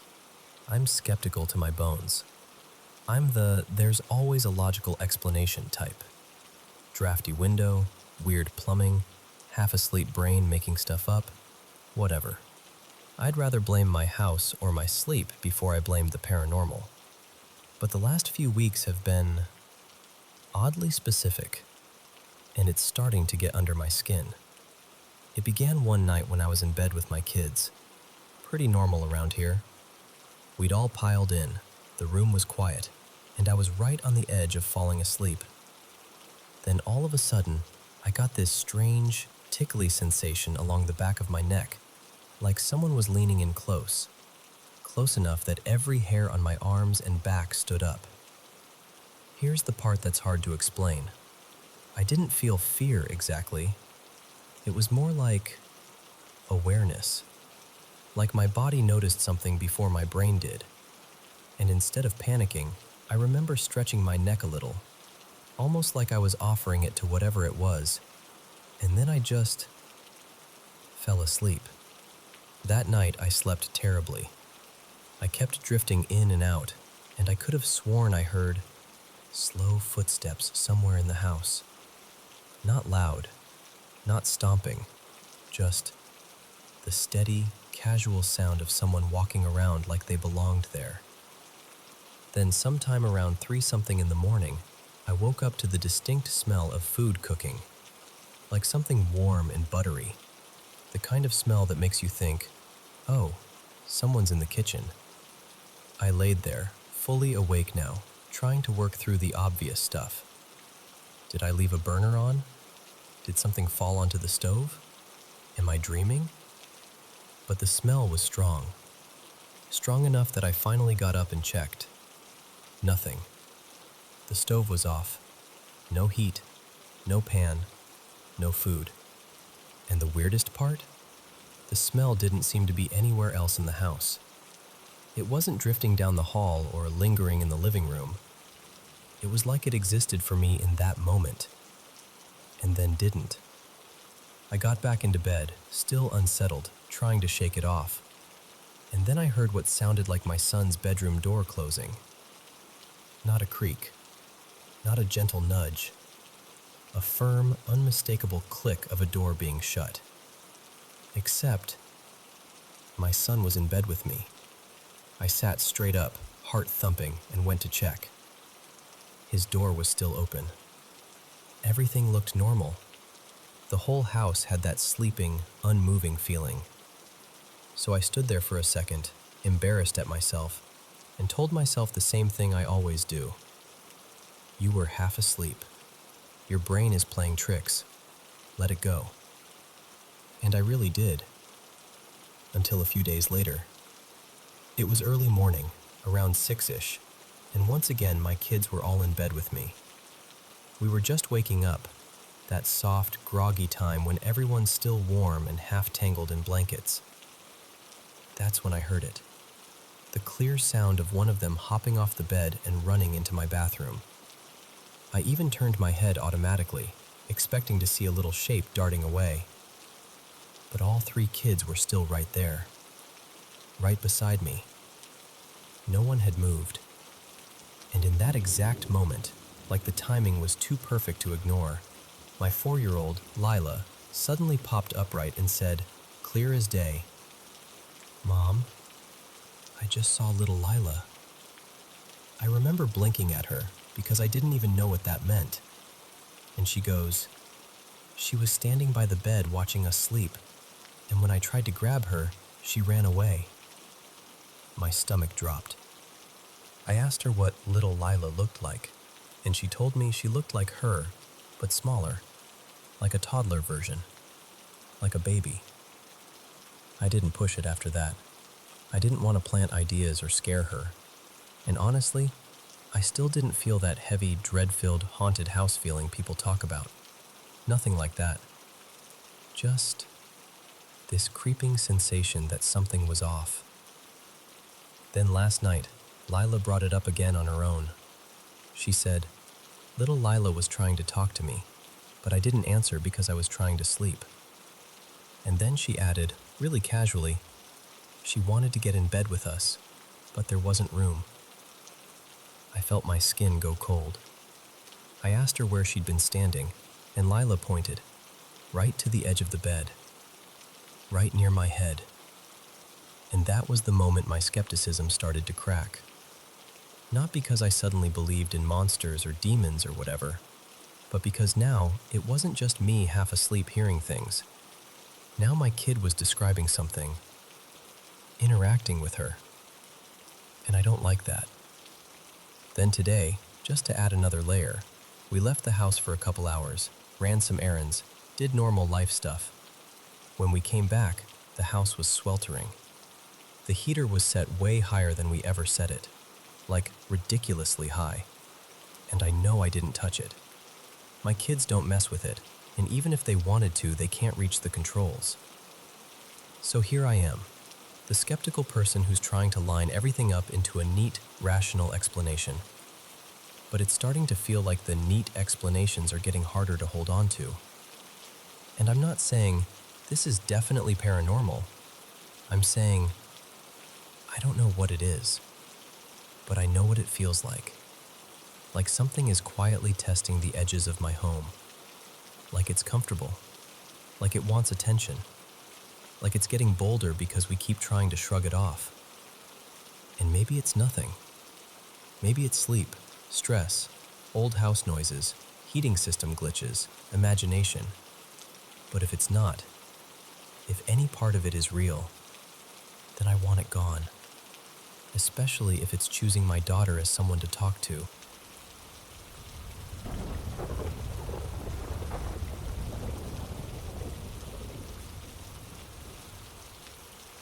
So, this happened back in January 2025, and I still get that prickly goosebump feeling when I think about it.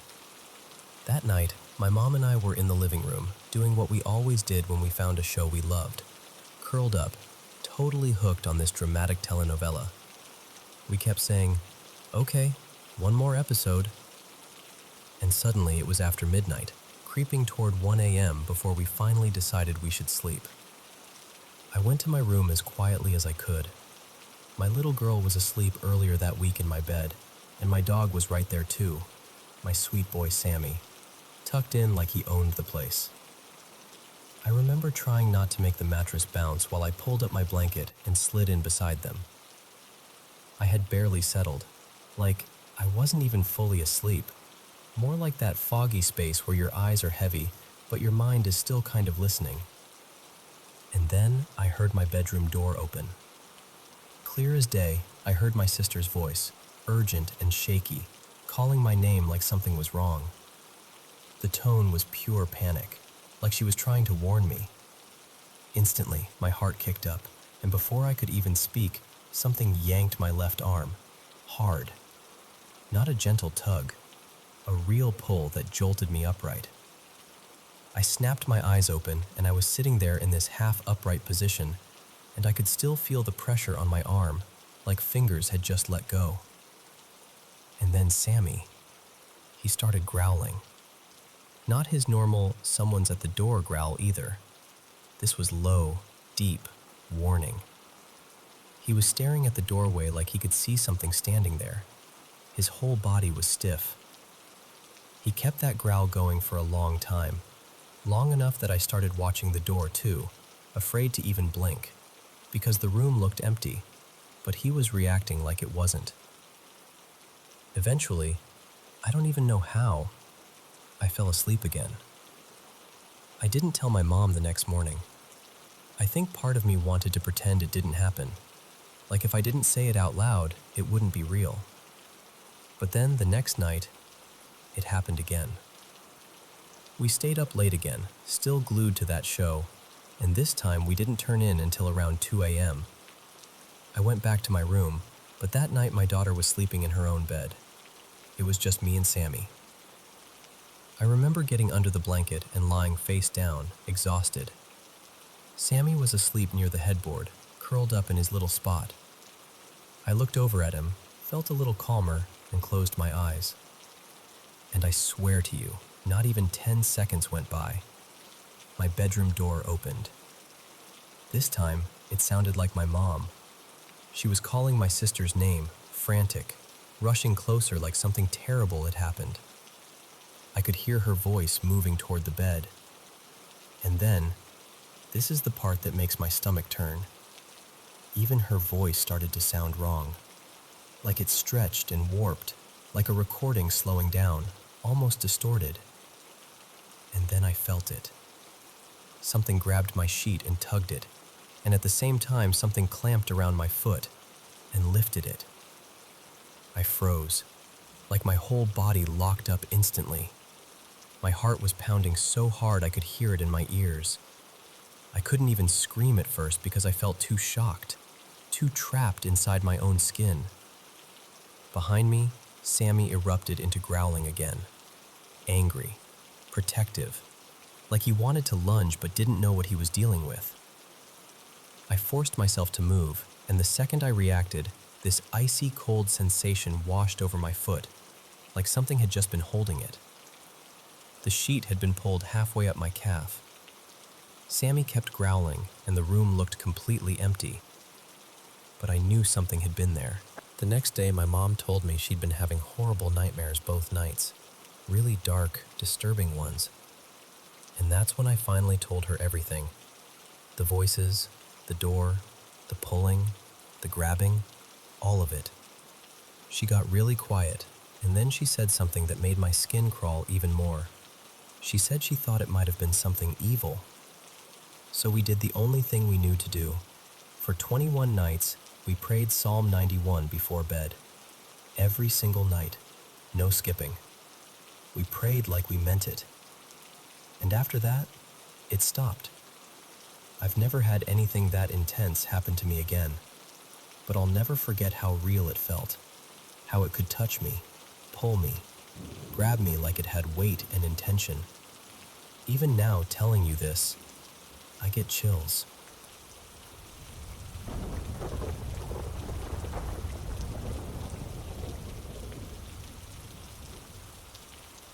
Hello, Paranormal M channel viewers.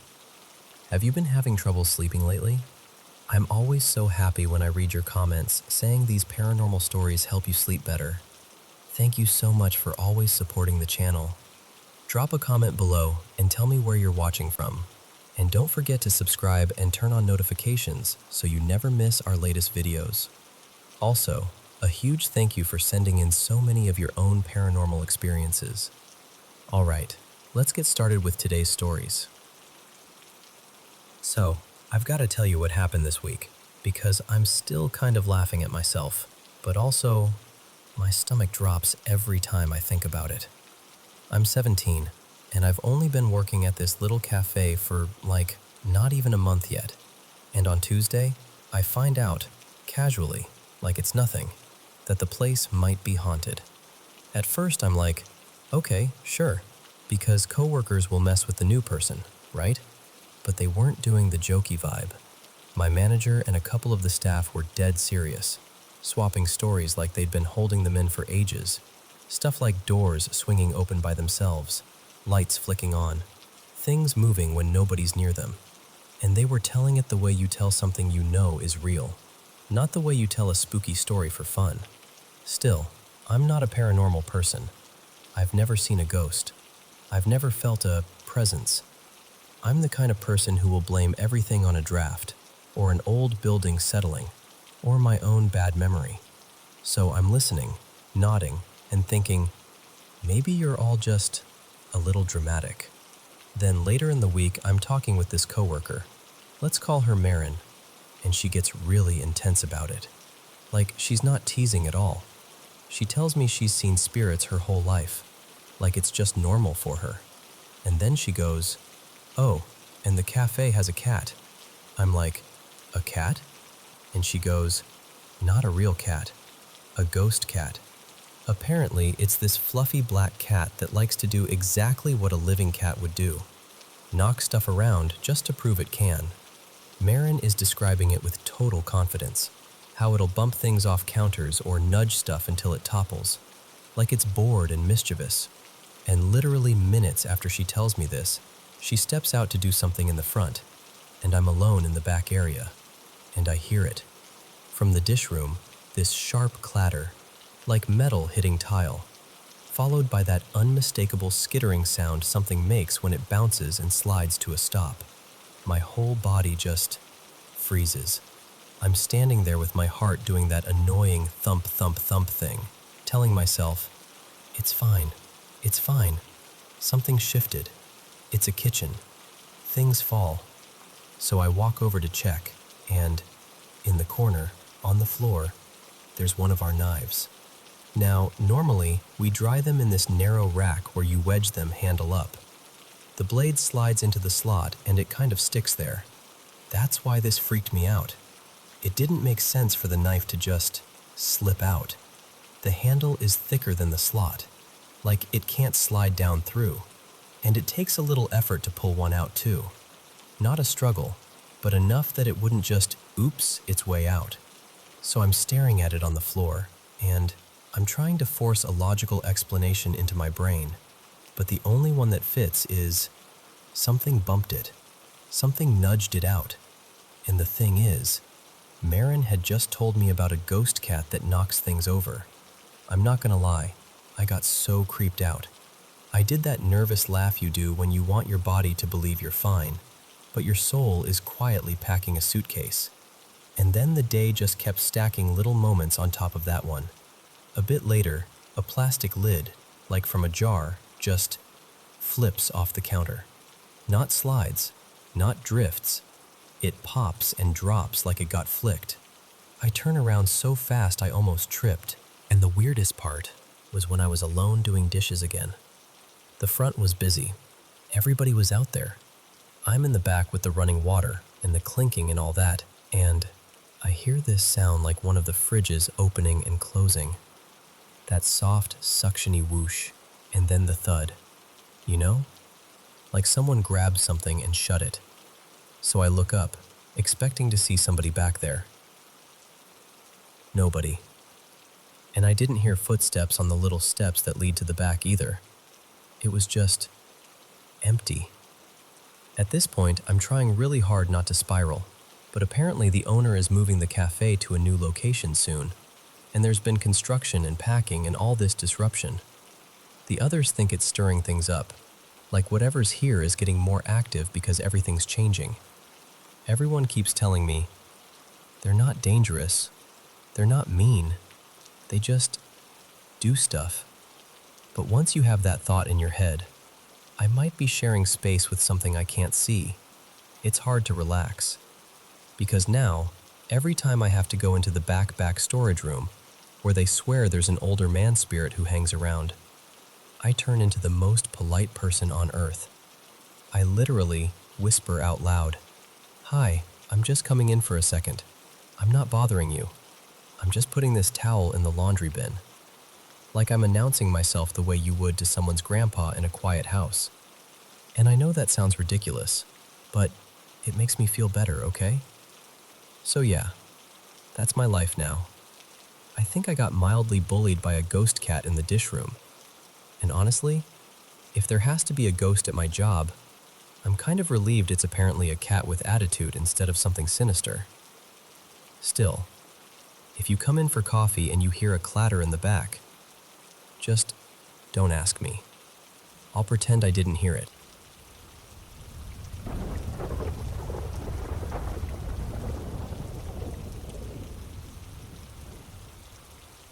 Hey, so I'm going to tell you this the way it's been sitting in my chest, because I honestly don't know what to make of it yet.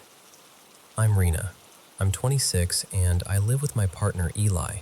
He's 29. In this small, kind of worn-in apartment that definitely has stories in the walls. It's not old, but it's not modern either. The doors stick a little, the floors creak in certain spots, and there are these tiny, weird things that happen all the time, like a book sliding off a shelf when nobody's near it, or a loaf of bread tipping over like it's been nudged, or the toilet paper roll slowly unspooling on its own. Stuff you can laugh off, until you can't. And lately it's felt like it's not just quirky apartment stuff anymore. So yesterday I'm cleaning, just doing normal chores, and all of a sudden I hear Eli call my name from the bathroom. Not casual, like sharp and shaky. I drop what I'm doing and rush in, because the panic in his voice is the kind that makes your stomach turn before you even know what happened. He's standing there, frozen, staring into the walk-in closet that connects to the bathroom. And he goes, "Rena, your shirt, it moved." I'm like, "What do you mean it moved?" And he points. One of my shirts is hanging up, and the sleeve is lifted. Not swaying, not fluttering. Lifted like someone pinched it between fingers, like they were checking the fabric. And then, when he looked straight at it, it just dropped back down into place. It's winter here, so all the windows are shut. No fan running, no breeze, nothing. And we're both a good step or two away from the closet opening. I tried to lighten it because, honestly, my brain didn't want to accept what he was saying. I kind of half laughed and went, maybe it just has really good taste. And that's when it happened again. Right in front of both of us, the sleeve lifted. Slowly, like deliberately. We both just stood there. I could feel my skin go cold. And because I'm apparently the kind of person who jokes when I'm scared, I went, "Okay, wow. Maybe it likes that I'm wearing something that isn't black for once." Because that's true. Most of my clothes are dark, but this shirt was bright, like this deep teal color I almost never wear. And I swear to you, after I said it, the sleeve moved again. Not a huge motion, just enough to feel like it was responding. Eli's face looked like he'd forgotten how to breathe. I don't even remember what we said after that. I just remember backing away and shutting the closet door like that would somehow settle the universe back into place. Then today, I'm on my way home from work, and I get this message from him. Full panic, like the kind where you can tell someone's hands are shaking while they type. He tells me he was in the living room and suddenly our bedroom door slammed shut. Like, hard. And right after, he heard footsteps, moving away from the door, across the floor. For a second, he thought it was me getting home. But our apartment is small and open, and there's no way I could have walked in without him seeing me. He was right there. The layout doesn't allow for sneaking. And that's the moment where the fear stopped being a, "What is this?" and started becoming a, "Who is this?" But the part that's messing me up the most is our cat. 2 nights ago, Eli and I are just relaxing on the couch, watching TV. Miso is dead asleep next to me, like fully melted, paws curled, totally peaceful. And then she snaps awake like she's been shocked. Not a normal wake-up, not a stretch and yawn. She bolted upright and made this sound I've never heard come out of her. It wasn't a regular meow, it was like a terrified, strained cry. Almost like she couldn't decide whether to hide or fight. She scrambled, eyes wide, looking around like she was seeing something I couldn't. Her tail puffed up, and she wouldn't let me touch her at first. It took almost half an hour to calm her down. I held her while she trembled, and I kept whispering, "You're safe, you're safe." But I didn't fully believe it myself. She's never done that, not once. And then tonight, this is what really broke me. Eli tells me after the bedroom door slammed, he realized both bedroom doors had shut at the same time. Like the main door and the other one we sometimes keep ajar. Both closed. Like someone wanted that room sealed. And Miso was in there. Trapped. And she slept through the slam. Eli said she didn't even stir at first. But then she started having another nightmare. Worse than the last one. Twitching, crying, scrambling like she was trying to escape something in her sleep. Eli was trying to soothe her, talking softly. But she was still panicked, still locked in that fear. I'm not even home yet when he tells me this, and I'm reading the messages with this sick feeling like my chest is filling with ice. And then there's one more thing that's been hanging over us like a shadow. Last week, Eli had this night terror, so vivid he woke up sweating and shaking, about family members who've passed away. In the dream, they were there, and one of them was warning him someone else was going to die soon. He woke up and couldn't move, full sleep paralysis. That has never happened to him before. So now it's like the apartment is doing things, the doors are slamming, the footsteps are there when nobody is, my shirt sleeve is lifting like it's being handled, and my cat, my baby, is suddenly having these horrifying episodes like something is scaring her on a level we can't reach. I don't know what I believe. I don't know if this is stress, coincidence, the building settling, some weird airflow we can't explain, or something I don't even want to name. I just know I'm scared. And I keep coming back to Miso, because she can't tell me what she sees or what she feels. She just reacts. And if she's afraid in her own home, that absolutely destroys me. So, yeah, that's where I'm at. A small apartment, a handful of maybe it's nothing moments turning into, okay, this is not nothing, and me trying to figure out what to do next. Because I can handle being unsettled, but I can't handle my cat being terrified. Not her. Not my world.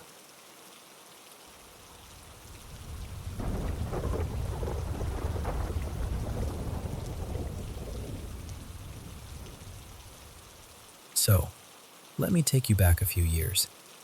It was 2018, and I'd flown out to Western Australia to visit my brother, Callum. He'd moved over there ages ago with his then partner Renee and their 3 kids. At the time, the kids were still little. Mia was about 9, Ethan was 7, and Jude was 4. They lived in this low, cozy bungalow in a suburb called Karawara, one of those neighborhoods where everything looks calm and ordinary, and you'd never suspect anything strange could happen inside a house like that. I was staying in the back room, down the hall from the older kid's bedroom, but far enough away that it felt like I had my own space. And right away, I noticed something off. Every single time I walked into that room, my hands would go icy. Not like, oh, it's a bit chilly, but like the warmth got sucked out of me the second I stepped inside. And the pets, normally glued to anyone new, would not go in there. They'd stand at the doorway like there was an invisible line they couldn't cross. At night, I'd hear little sounds in places that didn't make sense. A faint rattle in the aircon even when it wasn't running. A soft clink from the kitchen after everyone was asleep. But honestly, I didn't jump to ghosts. I just shrugged it off. New house, new noises, my imagination, whatever. Then, about a month into my stay, Callum left for work. He worked FIFO, 2 weeks out at the mines, then home for 1 week. So suddenly it was just Renee, the 3 kids, and me in the house. Now, Jude, the youngest, had this weird habit that we all kind of laughed off at first. Sometimes we'd be watching TV in the evening and he'd doze off, and then he'd suddenly sit up, half asleep, and mumble something like, "They're moving through the walls," and then flop right back down like nothing happened. We told ourselves it was nightmares. He was 4. He didn't watch scary stuff. Little kids say odd things. End of story. Except, it wasn't the end. A few nights after Callum left, we were having dinner at the table. Let me paint the layout for you, because it matters. The kitchen was kind of wedge-shaped, and the dining table sat tucked into a little nook off to the side. From where I was sitting, you could see straight down one hallway, the one that led toward the living room and the master bedroom. There was another hallway, too, leading to the bedrooms where I was sleeping and where the older kids slept, but you couldn't see that one from the table. I was sitting on one side, with Mia and Ethan opposite me. Jude was next to me. Renee was at the head of the table, and her back was to that visible hallway. And Jude, this is the part that still gives me chills, kept staring down that hallway. Not just glancing, staring like he was watching something come closer. At first, we all did that quiet thing where you look at each other like, is he okay? Like, what is he looking at? Then Jude's face changed. He started crying, hard, like panic crying. His whole body started trembling, and he scrambled off his chair and climbed onto Renee's lap. But even while he was clinging to her, he kept craning his neck to look over her shoulder, right down the hallway. And he just got worse, more frantic, like he couldn't breathe properly. Then he lifted his little arm, pointed down the hallway, and shouted through his sobs, "They're coming!" Not someone's coming, not a man, not a monster. They. Renee stood up so fast her chair scraped the floor. She scooped Jude up and practically ran down the hallway toward the master bedroom. And that left me there. Me, 17 years old, sitting with Mia and Ethan, who were both frozen with fear. I remember thinking, what am I supposed to do? Fight something I can't even see? It felt like forever. It was probably only a few seconds, but I swear the air got heavier, like the whole house was holding its breath. Then I grabbed Mia and Ethan by the hands, and we ran, straight down the hall to the master bedroom where Renee had gone. All 5 of us ended up in that room, shaken and wide-eyed, trying to act calm for the kids, even though none of us felt calm at all. And that night, no one slept alone. Not a chance. We all stayed together in that room, lights on longer than usual, pretending we were just having a sleepover, when really we were terrified. After that, I went into full problem-solving mode. I started looking up anything I could: psychics, cleanses, blessings, house clearings. Because whether you believe in that stuff or not, I couldn't shake the feeling that fear was feeding whatever this was. And that night at the table, if something thrives on fear, it would have had a feast. Eventually, I found a woman who did home cleanses and booked her to come out. Callum was due home soon, and when we told him what happened, he didn't really buy it. Not fully. But he agreed to the cleanse anyway, mostly to keep the peace. We also agreed not to tell the kids what was happening, just in case it made things worse. The day she came, we took the kids to the park so she could do her work. Here's the thing though, she live-streamed her sessions. So while we were pushing the kids on swings and pretending everything was normal, I was watching her live video on my phone like my life depended on it. She walked through the house with all the gear, asking questions, listening, doing that intense quiet focus some people have when they're tuning in. And then she got to my room. She stood in the doorway and said, really calmly, "What do you want?" There was this pause, and then a voice came through her little device, clear as anything, saying, "The child." I swear my stomach dropped so hard I thought I was going to be sick. She didn't flinch. She just kept working, room to room, sage, salt at the windows, corners, thresholds, the whole thing. Like she was scrubbing something invisible out of the walls. When it was finally done, we came back from the park and walked into the house. And Jude, 4 years old, no context, no explanation, looked around like he was checking the air. Then he just said, casually, like he was telling you the weather, "They're gone." No one had told him, not a word, but he knew. And the strangest part? My room wasn't freezing anymore. It just wasn't. The air felt normal. The pets wandered in like nothing had ever happened. For a few minutes, I almost convinced myself it was all in our heads. Until the woman was leaving. She turned to Callum at the front door and said, almost offhandedly, "Don't bring any stones home next time." We all just stared at her. Because Callum had a habit. Every now and then, he'd bring the kids these reddish rocks from the mining site as little gifts. They weren't lying around on display either. They were tucked away in the kids' wardrobe like little treasures. We hadn't mentioned them. Not to her, not online, not in conversation. Nothing. And she told us the land he worked on was Aboriginal land, deeply old land, and sometimes objects carried things with them. She said one of the stones felt like it had pulled other energy into the house, like something had used it as a doorway.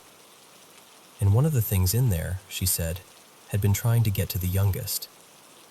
Whether you believe every part of that or not, I can tell you this.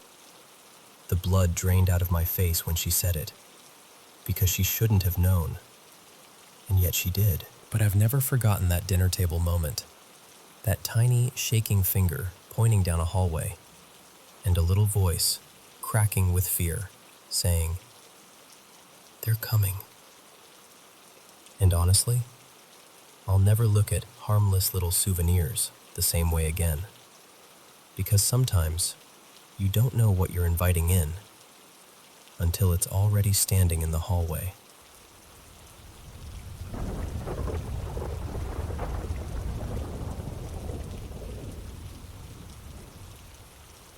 So listen, my dad had one of those encounters today that leaves you feeling silly for being shaken, right up until you remember the look on his face when he tells you. And I'm still trying to make sense of it, because whatever happened, it rattled him in a way I don't see often. A bit of context first, because it matters. My dad, let's call him Graham, has had a few strange experiences over the years. He's not the type to throw the word demon around, and he'd roll his eyes at half the spooky stuff people post online. But he does believe there's something beyond what we can see. Not necessarily angels and harps and all that, more like another layer to things, another plane maybe. He's not superstitious, but he has boundaries. Like, he won't have a spirit board in the house, just a hard no. Anyway, earlier this afternoon, Graham was heading to work by train. One of those stations where you've got platforms on opposite sides and you have to cross a footbridge to get to the right one. Normal day, bright outside, nothing dramatic. He's standing there waiting, half in his own world, when he hears this woman talking. Loudly. But not in a normal chatting on the phone way, more like the sentences didn't quite connect, like she was speaking at the air. He glances over, and that's when he notices she's pointing in his direction. Not waving, not gesturing in conversation. Pointing. And this is the part he can't stop circling back to. She was looking at him, but also somehow not at him. Like her focus was set just past his shoulder, as if he was a window instead of a person. He told me, "Ava, something felt wrong immediately, like my stomach just dropped." The woman looked ordinary otherwise. Older, bundled up the way people are even when it's not that cold, holding one of those takeaway coffee cups. But then he got a proper look at her eyes. He said, "I couldn't see the white part, not even a bit. They were just dark, like ink. Maybe dark navy, but there was no pupil, no white, nothing." And he's not a dramatic man.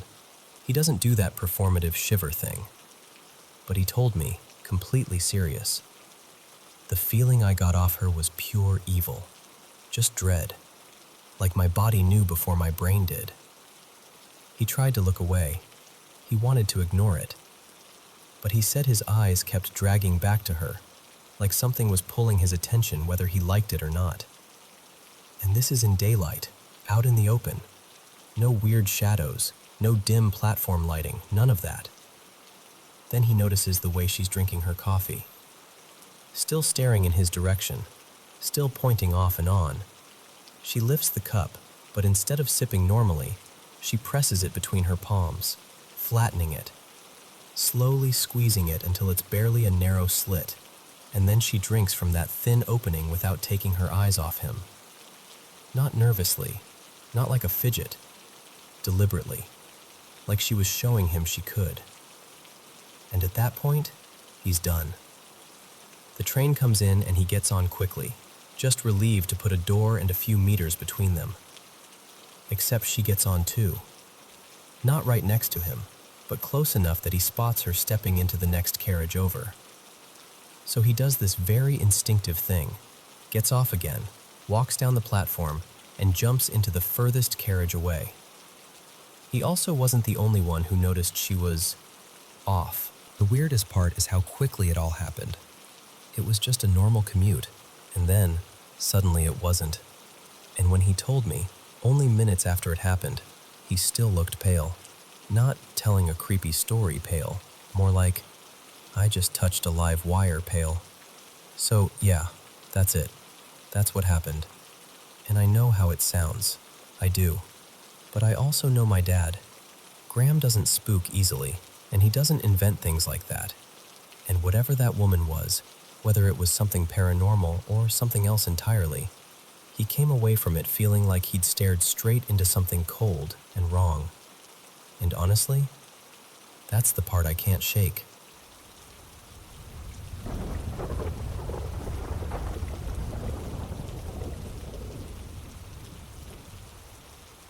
Okay.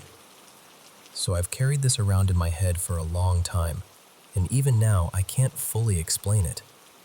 It's one of those memories that sits there quietly, but every once in a while, it taps you on the shoulder like, "Hey, remember me?" I was about 7, maybe 8, little kid age, and my little brother, Milo, was about 4. We shared a bedroom. Same room, 2 beds, a TV we shouldn't have been up watching as late as we were. My older sister, Tessa, was around 12 and had her own room down the hall.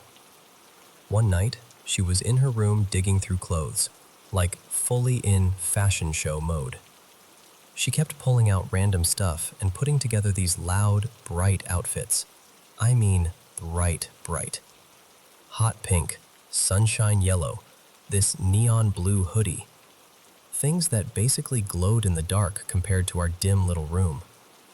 and she kept coming into our doorway to show us. It was like a routine. She'd walk in, stop right at the threshold, do a little spin or some goofy dance move, and Milo and I would. Then she'd dip out again, back to her room to find the next masterpiece. This happened a few times in a row, maybe 5 minutes total. Nothing scary, just annoying big sister energy. Then, the weird part. She comes in again, one more time, does the doorway pose, she leaves like normal. And then there's this, longer than the others. Milo and I go back to watching TV because we assume she's done. I remember the room feeling calm again, like the little show was over and it was just us and the screen. And then, out of nowhere, someone steps into the doorway. But it's not her. This figure was tall, like tall in a way that didn't make sense in our house. They were wearing all black, like a long coat and a hat, the kind with a brim. The silhouette looked straight out of an old movie, and it moved into the doorway and stopped, perfectly still, right where Tessa had been stopping. The thing is, my brain tried to make it normal instantly. I remember thinking, oh, it's Tessa wearing Dad's clothes. Because that's what kids do, right? You try to fit the world into the closest explanation you've got. But it didn't work. Tessa was short. Not tiny, but definitely not anywhere near this. This figure was so tall it had to sort of duck under the top of the doorframe. That part is burned into my mind, like the doorway suddenly looked too small for it. Milo giggled, which sounds crazy to say now, but he did. Like he thought it was just part of the game. He stared at it and made that little kid laugh, soft and automatic. And me? I didn't feel terrified. That's what people expect when I tell this, but it's not what I remember. I felt confused, like my brain was buffering, because I couldn't see a face. It was too dark, or the hat shadowed it or something. I just remember this blankness where the face should have been, and yet I had this intense feeling that it was staring directly at me. Not in a boo way, more like it knew I was watching it. It didn't speak, didn't move, just stood there for what felt like 10 seconds, long enough for the TV noise to feel far away and for my thoughts to get loud. Then it left. And that part is fuzzy. I can't clearly picture the walking away part the same way I can picture it standing there. I just remember that it was gone, and I was still looking at the doorway like my body didn't get the memo. I sat there for a second, trying to convince myself it had been my sister doing something stupid. But the height, the clothes, the stillness, none of it fit. So I finally got up and went down the hall to Tessa's room. And this is where it messed with me even more. There weren't any black clothes out. No coat, no hat, no dad clothes pile. Nothing. And when I asked her, something like, "What was that? Where did you get those clothes?" She turned around with this completely genuine, confused expression, like I just asked her why the ceiling was made of water. And she goes, "What are you talking about?" And she wasn't even acting. I know what it looks like when someone is trying not to laugh. This wasn't that. This was real confusion. Half her colorful clothes were already folded like she'd been doing it for a while. I remember standing there feeling stupid and unsettled at the same time, like I'd walked in on the wrong reality. Over the years, I've told a few people, usually late at night when conversations get quiet and honest, and the reactions are always the same.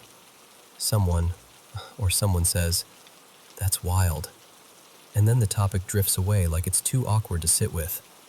And I get it. I do. Even now, part of me tries to force it into something normal. Like maybe it was Tessa and my memory changed the height. Or maybe it was a weird shadow thing. Or maybe I just mashed two moments together in my head. But the thing is, When I remember it, it doesn't feel like a dream memory. It feels like a real one, like a snapshot that shouldn't exist, but does. And I think that's why it still bothers me. Because I'm not even saying I know what it was. I'm just saying something stood in our doorway that night, and it wasn't my sister.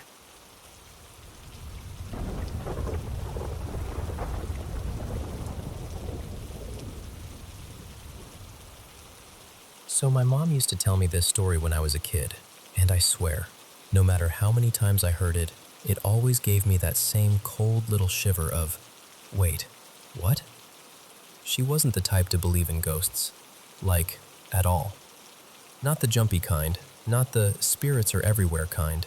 She was practical, busy, tired, and way more worried about charting and call lights than anything spooky. But she told me this was the one thing that actually cracked her skepticism. It was back in 2007, when she worked at a nursing facility that handled full-on geriatric care. Patients who needed real medical help, not just someone checking in on them. The building itself used to be the original hospital in their town years ago, and parts of it still had that old hospital vibe, especially the basement. Around lunchtime, she and another nurse, my mom called her Marisol, were doing their usual routine, bringing residents downstairs to the feeding room. These were residents who couldn't feed themselves, so the staff would bring them down, park them in their spots, and help them eat. My mom took the first resident down, an older man named Elliot, wheelchair-bound and blind. She rolls him into the feeding room, and the first thing she notices is 4 chairs pulled out around one of the tables. Like a little group had been sitting there talking. No one was supposed to be sitting there, not during this routine. But she doesn't think too hard about it, just assumes someone left them out earlier. So she pushes the chairs back in, stacks them neatly, and heads out to grab the next resident. On her way to the elevator, she passes Marisol coming down with the second resident. That mattered later, because it meant they were moving in this steady rhythm. One up, one down, always crossing paths. My mom brings the third resident down, another wheelchair-bound resident, also visually impaired. And when she rolls into the feeding room again, she stops short. The chairs are back out. Not just out either, pulled into the same spots around the same table, like someone had carefully reset the scene. She frowns, pushes them back in again, sets the resident into position, and tries to shrug it off. Maybe another staff member came in. Maybe someone was messing around. Maybe the chairs were just weirdly placed and she hadn't stacked them right. So she goes back up, brings down the next resident, passes Marisol again in the hallway, same timing, same pace. She wheels the resident into the feeding room, and the chairs are out again. Same table, same 4 chairs, same placement. Now she's getting that slow, prickly feeling up the back of her neck, the kind where you don't want to admit you're unsettled, but your body is already ahead of your brain. Still, she puts them back. Again. Neat. Firm. Like, there. Stay there. This time, though, she doesn't leave right away. She just stands there for a few seconds, staring at the table like it might explain itself. And because she hesitates, she breaks the pace. A minute later, Marisol wheels another resident into the room and immediately clocks my mom's face, because apparently my mom had that look people get when they're trying very hard to pretend they're fine. Marisol goes, kind of careful, kind of amused, "Are the chairs out again?" My mom just stares at her. "Yeah." And Marisol nods slowly and says something like, and that's when it really lands. Because by then, there are several residents in the room. People who can't stand up on their own. People who can barely lift a spoon without help. And somehow, between trips, 4 stacked chairs are being pulled out and positioned around the table like an invisible group meeting keeps happening. No dragging sounds, no laughter, no footsteps. Just chairs appearing exactly where they shouldn't be. Later, later, after my mom had asked around in that half-joking way people do when they're nervous, she finds out the staff already had a story.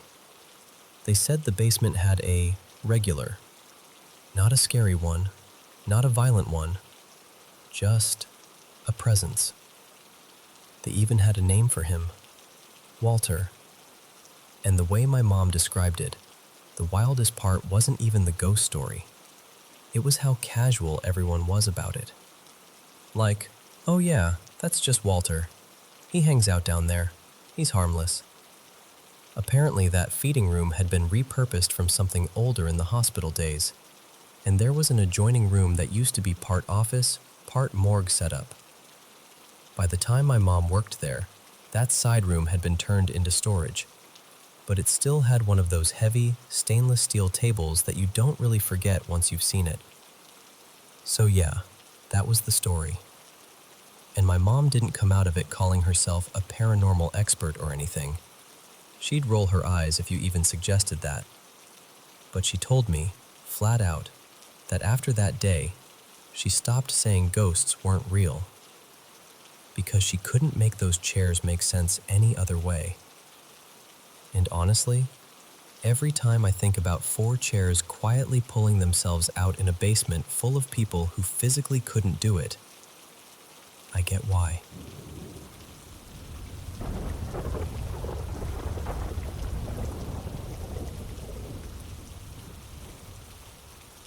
Hey, okay, so I need to tell you this the way it was told to me.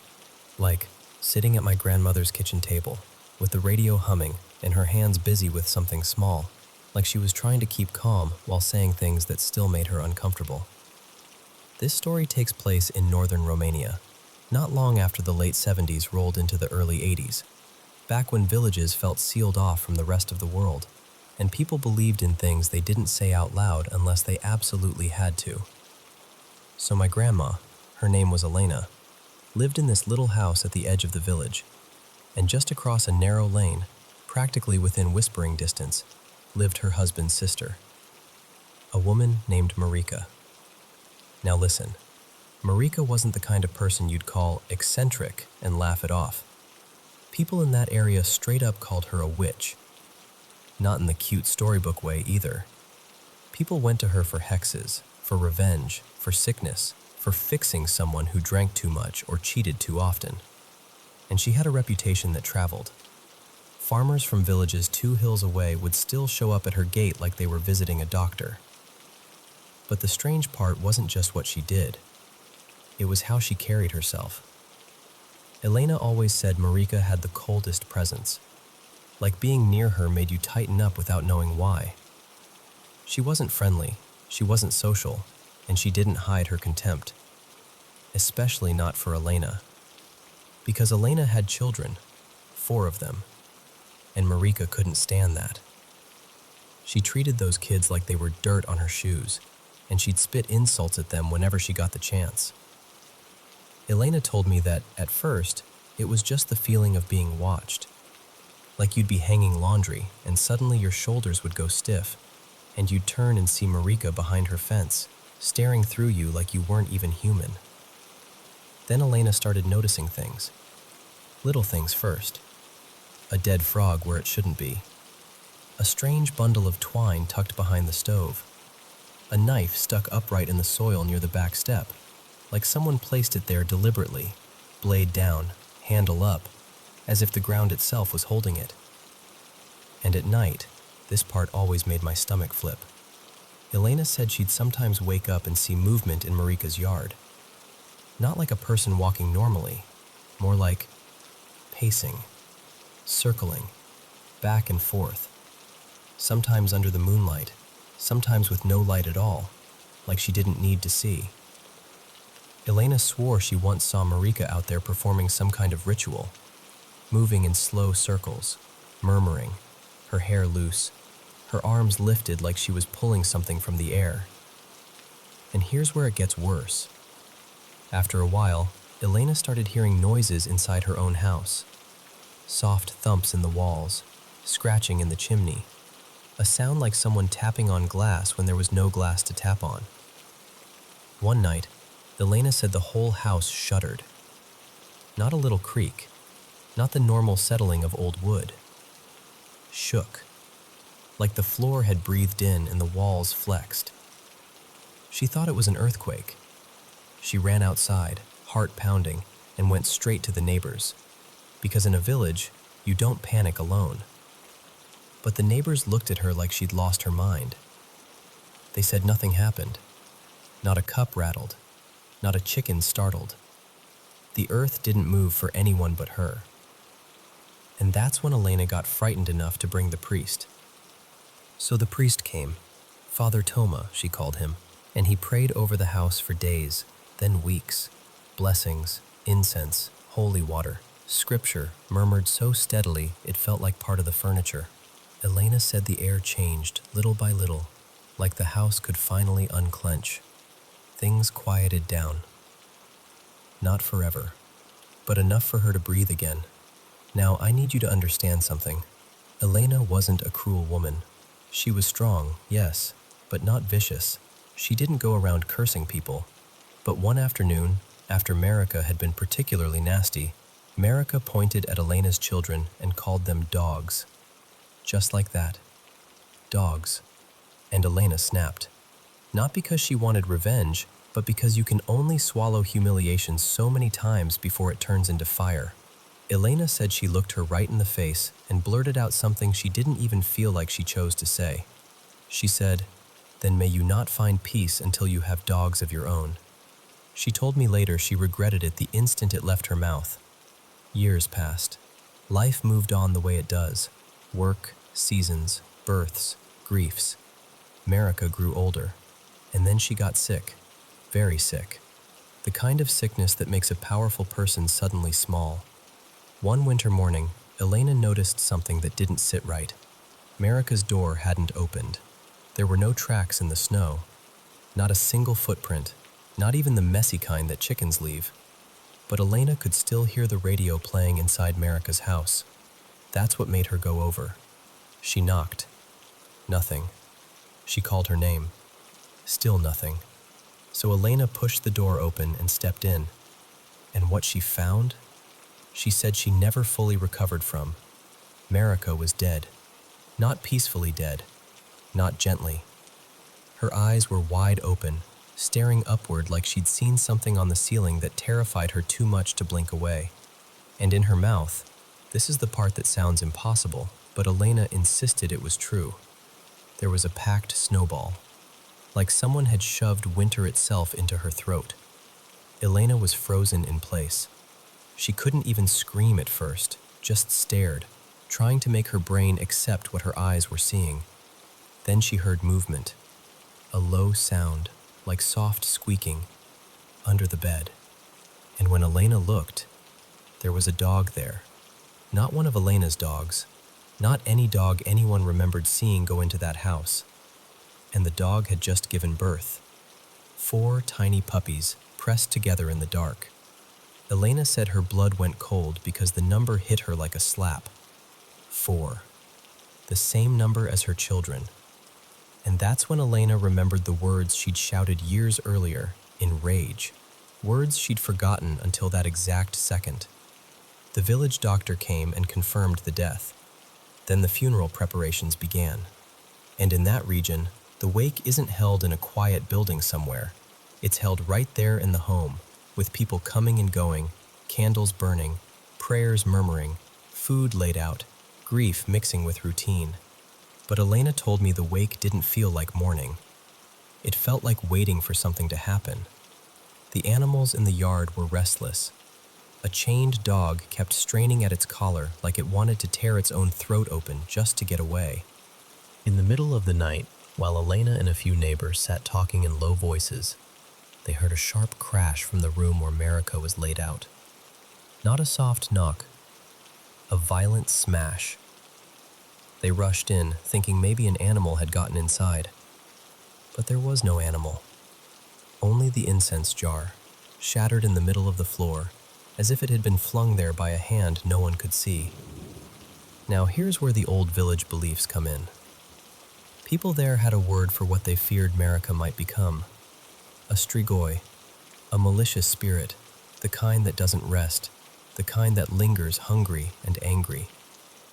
Elena said the older women told her to cover mirrors, to keep prayers constant, to not leave doors open, to not speak the dead woman's name too loudly. The funeral day came. For a while, everything seemed normal. Elena stayed behind to prepare food, the way you do in those traditions, feeding people in memory of the dead. But then a man arrived at Elena's door, pale as flour, asking for a long needle, something sturdy. Elena asked him why, and he told her in a rush that on the way toward the church, Marika's face changed. The expression tightened, the mouth pulled into something like a frown. Her hands that were supposed to be still, looked clenched, tense, like she was gripping something. And that's where Elena's details stop, because she didn't go with them. She stayed with the food and the house and the fear. But even after Marika was buried, Elena said it didn't end. For nearly a year, Elena had dreams, sharp, vivid dreams where Marika appeared like she wasn't dead at all. In those dreams, Marika would threaten her. She'd say it didn't matter that her body was gone. She could still reach Elena, still harm her, still twist things in the dark. And years later, this is the part that makes the whole story feel like a knot you can't untie. One of Elena's grandchildren went searching in the old yard area with a metal detector, just for fun. And they found things. Odd things. A padlock bound with a rusted chain, wrapped in fabric, buried deep, like someone hid it there deliberately, not to keep it safe, but to keep it working. And other little objects tucked in places that felt intentional. When Elena saw them, her face changed immediately. She didn't want to touch them, didn't even want to look at them for long. She just said very quietly, "Get rid of those. Don't keep them near you." And that's how she always ended the story. Not triumphantly, not like she won, more like a warning. She told me, "People think evil is dramatic, but real evil is patient. It waits in cupboards, in dreams, in little objects buried where no one will find them." And then she'd go quiet, like she'd said too much. And honestly, even now, telling you this, I can't decide what scares me more. That it happened exactly the way she said, or that a whole village had rituals for it, like they'd seen it before.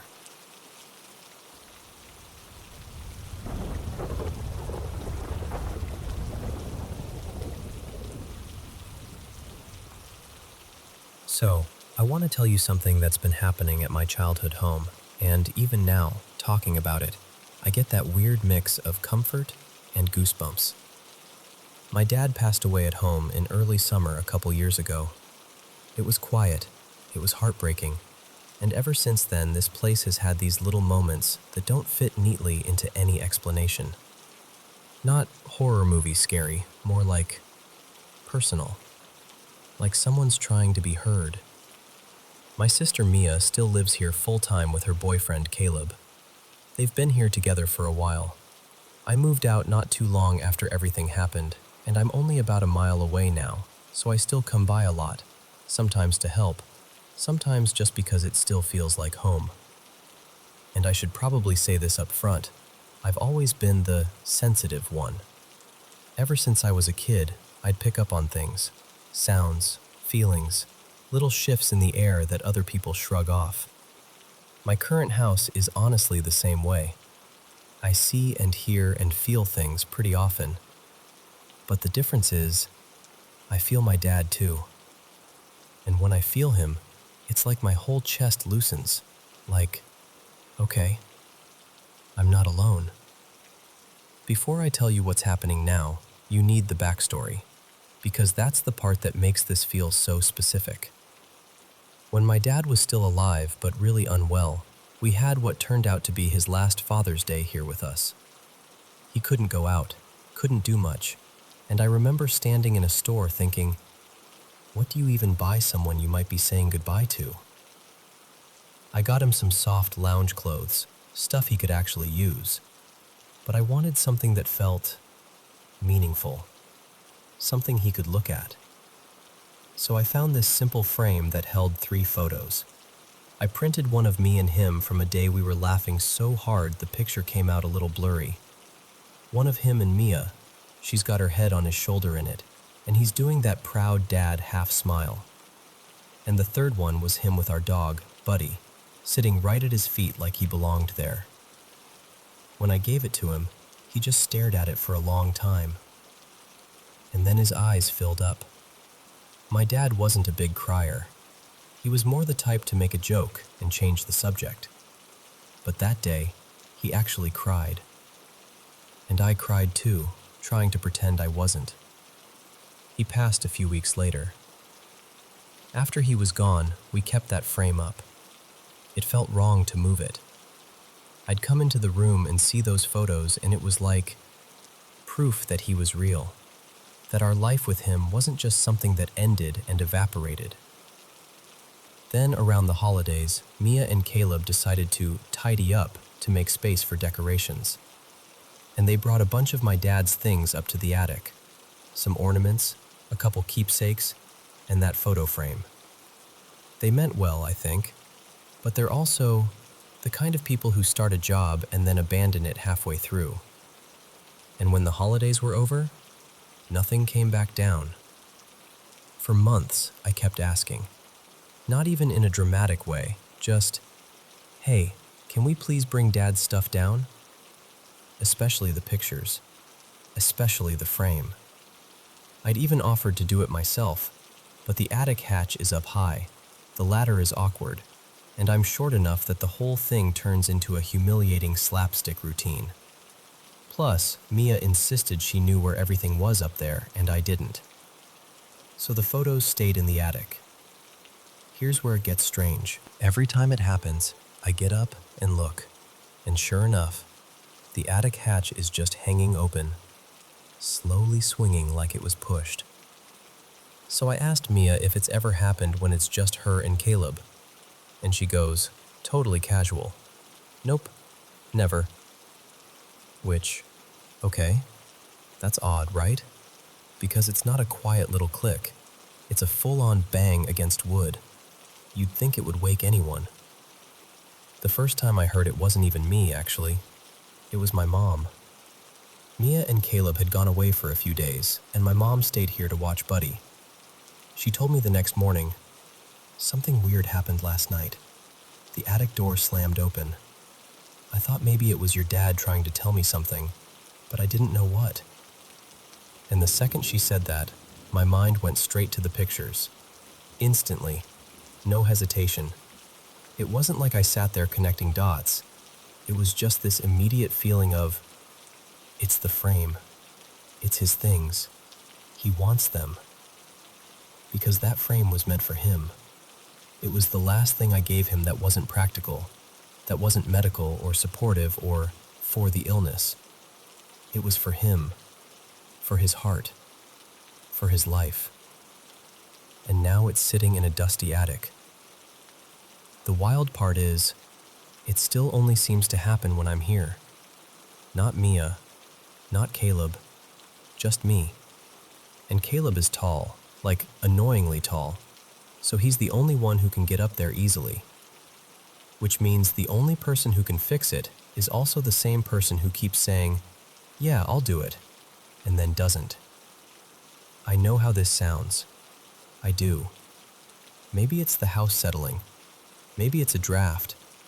Maybe the latch is loose. But then I think about the timing. Because the last time it happened, I'd gone to bed really emotional. Earlier that night, I'd been reading this thread online. People arguing about how there's no life after death, how it's all wishful thinking, how you live and then you're gone. And it hit me like a punch. I started imagining my dad, this warm, hilarious, kind man, just extinguished, like a light turned off forever. And it broke me. I cried myself to sleep in my old room like I was 15 again. And then, in the middle of the night, Bang! The attic door. The same exact sound. The same exact moment. Like a message landing right on the edge of my sleep. And I just lay there, staring into the dark, feeling my whole body go still. And I remember thinking, okay, I hear you. Maybe it was him saying, bring my pictures home. Maybe it was him saying, stop reading stuff that hurts you. Maybe it was just him reminding me, gently, stubbornly, that love doesn't disappear just because a body does. I don't know. I can't prove anything. I'm not trying to convince anyone. I just know it doesn't feel scary. It feels like him. Like that quiet insistence he had when he wanted something done. Like a nudge in the ribs from the other side of the room. And honestly, even if all it ever does is make me finally get that frame down from the attic and put it somewhere it belongs, I kind of love the idea that he's still finding ways to take up space in our lives. Because if there's one thing my dad was good at, he never liked being ignored.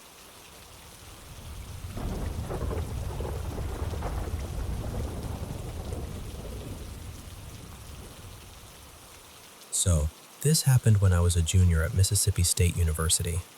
It was one of those spring Saturdays in the deep south where the air feels almost unreal. Warm without being heavy.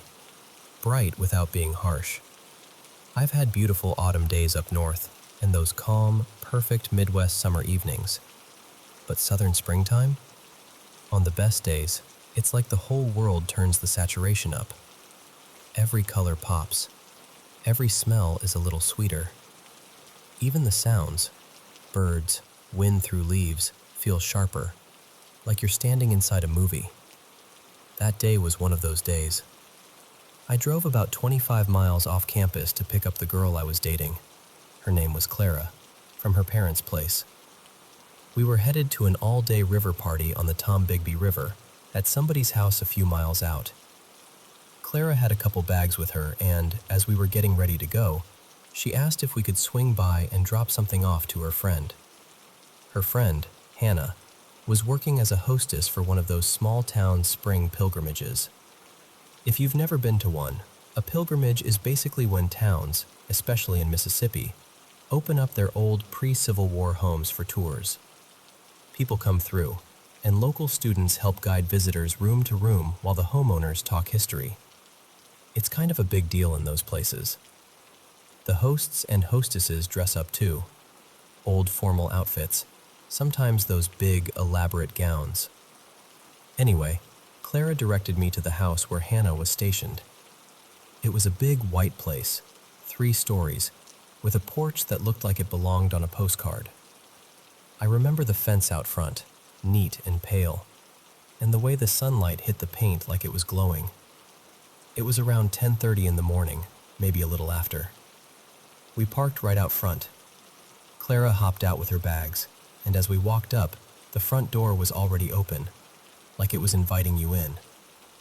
The second we got close, we heard laughter and voices coming from somewhere in the back of the house. Clara smiled and said, "Oh, I hear Hannah back there. I'm gonna run around and say hi." And I said, "Yeah, okay. I'll be right behind you." She went off toward the back, and I stepped just inside the front door because, I don't know, I wanted to take it in for a second. The house felt old, in that clean, polished way, like it had been cared for forever. There was a long central hallway straight ahead to a back door, and doors opening off both sides. On the left, maybe 10 feet in, a staircase rose up to a landing on the second floor. And that's when it started. At first it was just my neck. You know that feeling where the hair on the back of your neck lifts, like your body reacts before your brain catches up? That happened. But it wasn't mild. It was like every single hair back there stood straight up at once. I paused, confused. I remember thinking, why am I doing that? Like I even tried to laugh it off internally. I'm standing in a bright, cheerful house on a perfect morning. People are laughing in the next room. There's no reason for my body to be acting like a deer that just heard a twig snap. Then I noticed the hair on my arms rising too. Not just a little. Rigid. Like static electricity had grabbed me. I told myself to stop being weird about it. I started to take a step toward the back of the house, and my feet didn't move. At first I thought my shoes had caught on something, like maybe the rug was snagging. But no, it was my body. I was stuck, completely still. And then, like somebody slowly turned off my ability to control myself, my neck muscles gave out. My head dipped forward, inch by inch, until my chin was almost pressed against my chest. I tried to speak. I tried to call Clara's name. Nothing came out. And then this other feeling arrived. Not fear like something startled me. This was fear like something is wrong and it's right here. And layered on top of that fear was something I don't have a better word for than a message. Like a thought that wasn't mine. It was hate. Not irritation. Not anger. Hate. Focused, sharp, and aimed at me like a spotlight. And somehow, in my mind, I saw that there was something up on the landing at the top of the stairs. I couldn't physically lift my head enough to look, but I knew it was there. Like my awareness got tugged in that direction. Then I had this sudden, crystal clear instinct. You have to face it. With everything I had, I forced my head up. It was jerky, like trying to lift a weight with a muscle that's cramped. But I got my eyes up high enough to see the landing. And what I saw, it wasn't a person. Not really. It was like a human-sized column of dark, muddy smoke, brownish, almost like fog mixed with dirt, slowly turning in place. Inside it were darker streaks, little black specks, like ash swirling through it. It didn't have a face, but it felt like it was looking at me. The moment I saw it clearly, that hateful pressure intensified, like it realized I could see it. And then it moved. It didn't walk. It swooped. It came down the stairs fast, straight toward me, and before I could even process what was happening, it passed through me and went out the front door behind me. When it went through my body, it felt like being electrocuted. Not with pain exactly, but with this violent, burning surge of, I don't even know, disgust and hostility.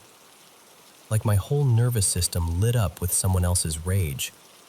And the message came with it, loud and unmistakable. Get out.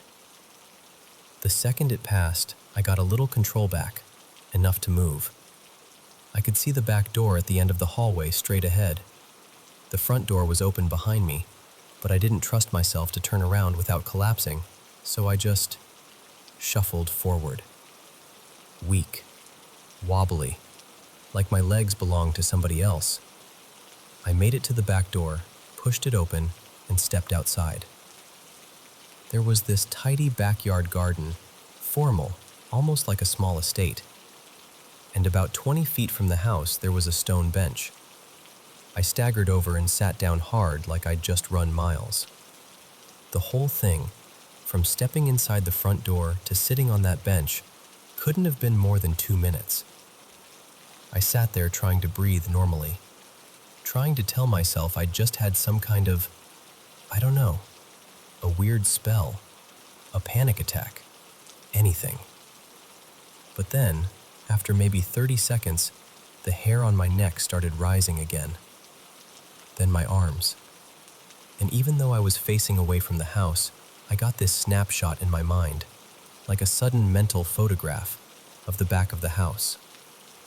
There was a single window high up near the roof peak, and in that snapshot, that swirling column was there, watching me through the glass.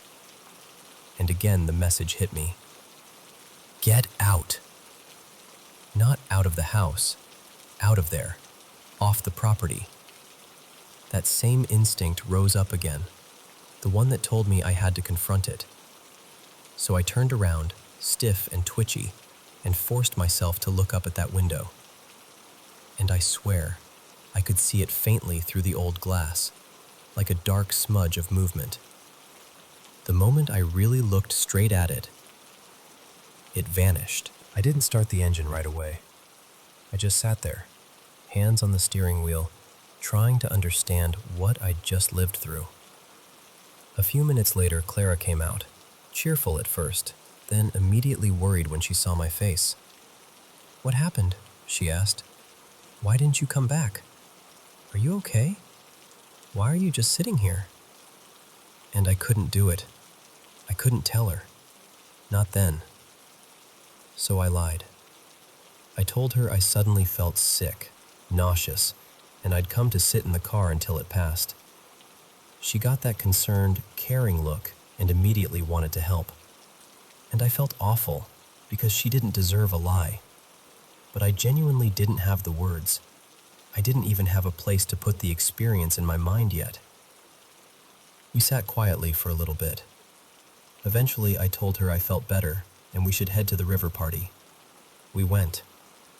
But I'll tell you, I wasn't exactly fun company that day.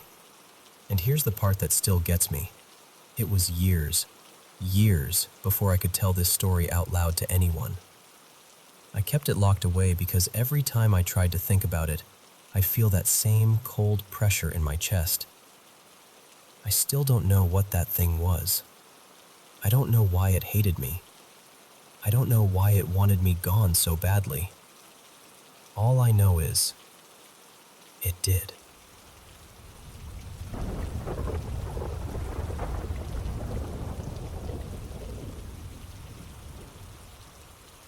So, yesterday I took a walk through this local cemetery I've been researching for work. And I know, most people hear cemetery and immediately get this heavy feeling. But for me, it's never been just a place for the dead. It feels like a little pocket of stillness tucked right into the middle of a loud, rushing world. Like a quiet public garden where nobody asks anything of you. And the second I stepped through the entrance, I felt it. That weird, rare kind of happiness that hits so hard it almost knocks the breath out of you. You know that feeling? Like you're exactly where you're supposed to be, and for a moment you don't want anything else. That's what came over me. Not spooky, not sad, warm, almost loved. I started down one of the winding paths, letting my mind drift, and that's when I noticed it. A headstone that practically glowed compared to the others. Not shiny, exactly, just brighter, like it was catching more light than it had any right to. And carved into it was a last name I recognized immediately.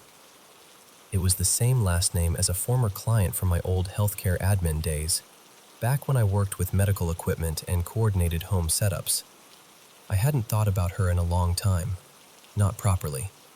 The stone didn't have first names or dates that I could see, which made it even stranger, like it was unfinished, or waiting. I stood there longer than I meant to, long enough to feel ridiculous about it. I remember whispering to myself, "Okay, coincidence," like that would settle it. Then I kept walking, trying to shake it off. But last night, when I finally got into bed, my brain wouldn't let the place go. The cemetery kept replaying like a song stuck in my head. Those paths, that bright stone, the way my chest had tightened for no reason I could explain. So today, I'm at my desk, doing deeper historical research, digging into family records tied to the cemetery's early caretakers, and suddenly a name pops up that makes my stomach flip. Not the exact same as my old client, but close enough that I froze. The record listed a woman with that same last name as the great-granddaughter of one of the founders back in the 1800s. The caretaker line. The "this land stayed in the family" kind of history. I literally said out loud, "No way." Then I did what any emotionally unwell researcher does when the universe starts acting up. I went down the rabbit hole. Obituaries, burial registries, old local archives. those sketchy grave databases that look like they were made in 2004 and never updated. And there she was. Same last name, same county, buried in that very cemetery. I swear my throat closed up so fast I couldn't even swallow. I sat at my desk trying not to cry like a middle schooler who just got hit with a memory they weren't ready for. Because here's the thing, this woman, this client from years ago, she wasn't just a name in a file to me. In my head, she was still this soft, sweet presence, the kind of person who made you feel safe just by existing. She used to call me my little honey and pat my hand when she talked, like she was blessing you without even meaning to. She reminded me so much of my own Nana. Same gentle way, same warmth in her eyes. And I had no idea she was from the same area I'm from. None.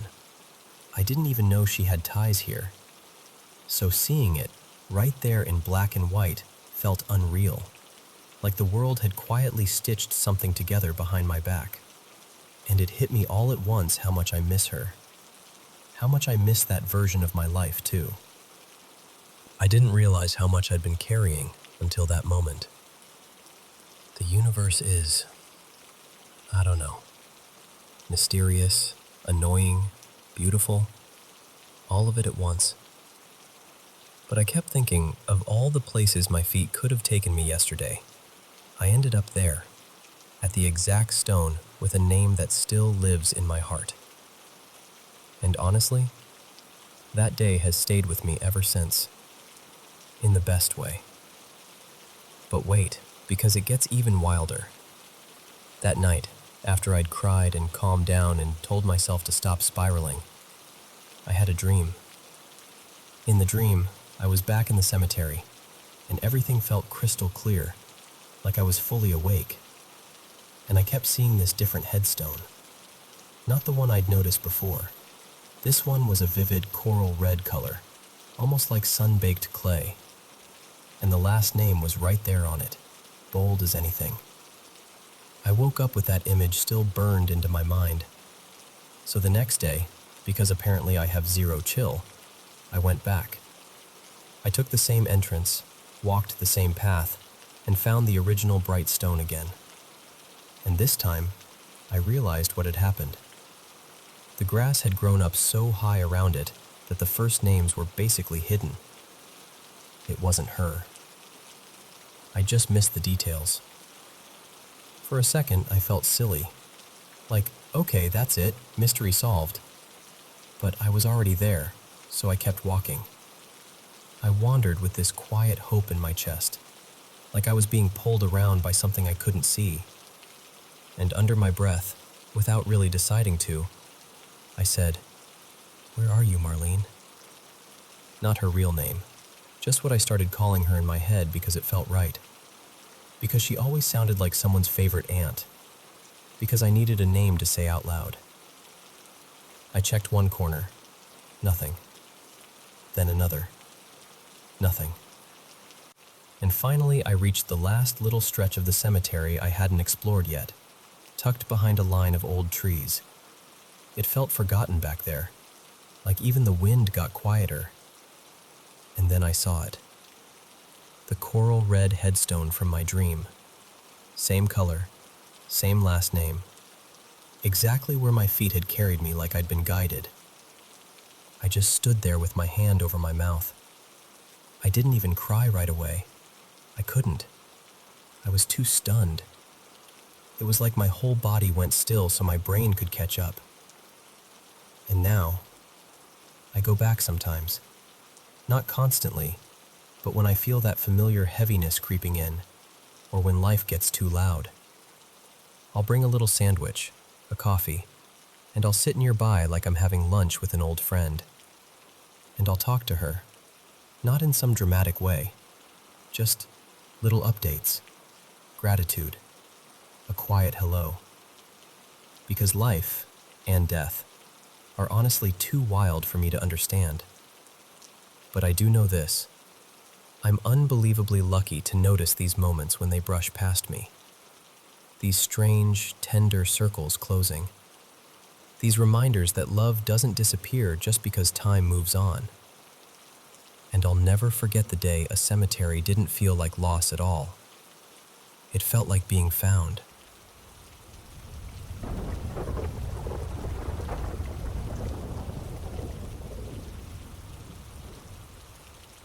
So, I'm 33 now, and I've had these weird flashes and knowing moments for as long as I can remember. Premonitions, heavy energy, the sense that something is there even when the room looks totally normal. It's always been random, and honestly, I've never fully explored it the way people tell me I should. I kind of live around it. But this happened a couple nights ago, and it shook me in a way I can't easily shrug off. That night, I was burning up, like uncomfortable, can't get cool hot. So I did something I basically never do. I slept with only a thin sheet. Usually I sleep bundled up, especially around my neck. Ever since I was little, I've done that. Like, I need that pressure there to feel safe. I've always joked it feels like some leftover past life fear, like my body remembers something my brain doesn't. Dramatic, I know, but it's been a lifelong thing. And then I fell asleep on my back. Another thing I almost never do. The dream starts with me in this tiny downstairs unit, like a cramped basement apartment, underneath some other home I didn't recognize. In the dream, I'm with someone, a friend-feeling person named Mara, and there's this sudden realization that the place above us isn't locked. Like the door is unsecured and we're exposed. That uh-oh feeling hits. Like you don't even know what is coming, you just know it's coming. The next part gets fuzzy, like my mind skips frames. But I remember grabbing Mara and we end up hiding in a closet. And the closet looks exactly like my real one. Same shape, same shelf, same weird cramped corner. That's when the dream goes pitch black. And the blackness is terrifying, because I've got partial vision loss in my left eye. So darkness isn't just spooky to me, it's personal. It's disorienting in a way that's hard to explain if you haven't lived with it. Then, suddenly, I'm on my back again, and I can't tell if I'm still dreaming or if I'm half awake. You know that awful in-between place where your body feels real, the room feels real, but the logic of the world doesn't? I feel this presence rush toward me. I can't see it. I don't see a shape. I don't see a face. Nothing. But the energy is thick, hostile, and fast, like something swooping in. And my instinct, because I'm stubborn and I hate feeling powerless, is to challenge it. In my head, I'm like, fine, show yourself. So I actually say out loud, well, I think out loud, all right then, come on. And the second I do, it hits me. Not like a gentle weight, not like a dream where you feel pinned. This was like something with real mass slamming down onto my body. I felt it on my legs first, heavy, like someone dropping onto the bed. Then it moved up, stomach, chest, and then the worst part, my neck. Like it was pressing down harder and harder, claiming space. And then I heard it. This sound. I don't even like typing it because it makes my skin prickle. It was a deep, guttural growl, lower than any human voice, not quite animal either. It had this awful intelligence to it, like it wasn't just noise. It felt aimed at me. It lasted seconds, but it was the scariest sound I've ever heard in my life. Worse than any horror movie, worse than any creepy thing I've ever experienced. Because horror movies don't feel like they're in your room. I snapped and screamed, "Get off me!" And instantly, like someone flipped a switch, my eyes flew open. Fully awake, heart punching my ribs. Staring into my real bedroom, frozen stiff, still hearing that growl echoing in my head like a stain I couldn't scrub out. Then I shook my partner awake, his name is Evan, And I didn't even try to play it cool. I just needed him to hold me. I needed a living, warm, real person next to me to anchor me back into normal reality. And our cat, Juniper, hopped up like she sensed something was off, and curled right in, too, like this little furry bodyguard. That helped. A lot. Here's the thing. I've never had sleep paralysis before. Ever. I've read about it, obviously. Who hasn't? But it's never happened to me. And I've always wondered if it's because I don't sleep on my back. So the next day I went down the rabbit hole. Hypnagogic hallucinations, hypnopompic hallucinations, auditory phenomena between sleep and waking. All the clinical explanations. And none of them matched the way I wanted them to. Not cleanly. Not comfortably. The closest thing people describe is this low vibrating hum, this growly presence, this entity feeling. But what I experienced felt so targeted, so heavy, so personal. I should also mention something else because it's part of my brain's landscape. I have this obsessive counting thing. Not like quirky, I like even numbers. I mean counting everything, automatically, like my nervous system does it for me. It spikes when I'm stressed. It's tied to trauma, not spirituality. I avoid certain number patterns and repeat check things in my head like it keeps me safe. It's exhausting, but it's my reality. Anyway, fast forward to the next night. It's late, I'm finally in bed, and I'm fully awake, like scrolling on my phone awake. Evan gets up and walks out into the hallway to take a shower. The moment he turns the corner and disappears from view, I hear it. Right behind me. Not in my head. Not like a maybe. Clear as day. Psst. Like someone trying to get my attention. Like they're standing a few feet away from the bed. My whole body went cold. I shot upright and said, out loud and firm, "No, you're not welcome here. Leave me alone." And then, like a puzzle piece snapping into place, I remembered something. A few days earlier, we'd gone to this little pop-up vintage market thing with our kid, Micah. One of those tent setups with tables of antiques and old knickknacks. We bought a handful of stuff. An old film camera, a couple small toys, some glass bottles, random odds and ends. Cute little treasures. We love that kind of thing. But the timing hit me like a punch. Everything strange started right around when those items came into the house. So I didn't hesitate. I gathered every single thing we bought that day, put it all into a box, and set it out for trash pickup. No, maybe I'll cleanse it later. No, let's keep the camera. Just gone. Then I found a half-forgotten bundle of sage in a drawer and smudged every corner of the house. Closets, doorways, behind the couch, the whole thing. And while I did it, I said what I had in my heart. Simple, direct. Only peace in this home. Anything harmful has to leave. This house is not for you. And yeah, I also tacked on a prayer I remembered from childhood. My family was Catholic, even though I don't really practice now. It wasn't about religion so much as it was about claiming my space in the most familiar language I had. Since then, nothing. No growls, no whispers, no heavy feeling. The house feels normal again, like the air is mine. So I can't stop wondering if it was tied to those secondhand items. I know that sounds dramatic, and part of me wants to roll my eyes at myself. But the timing, the escalation, and then the sudden quiet after I got rid of them.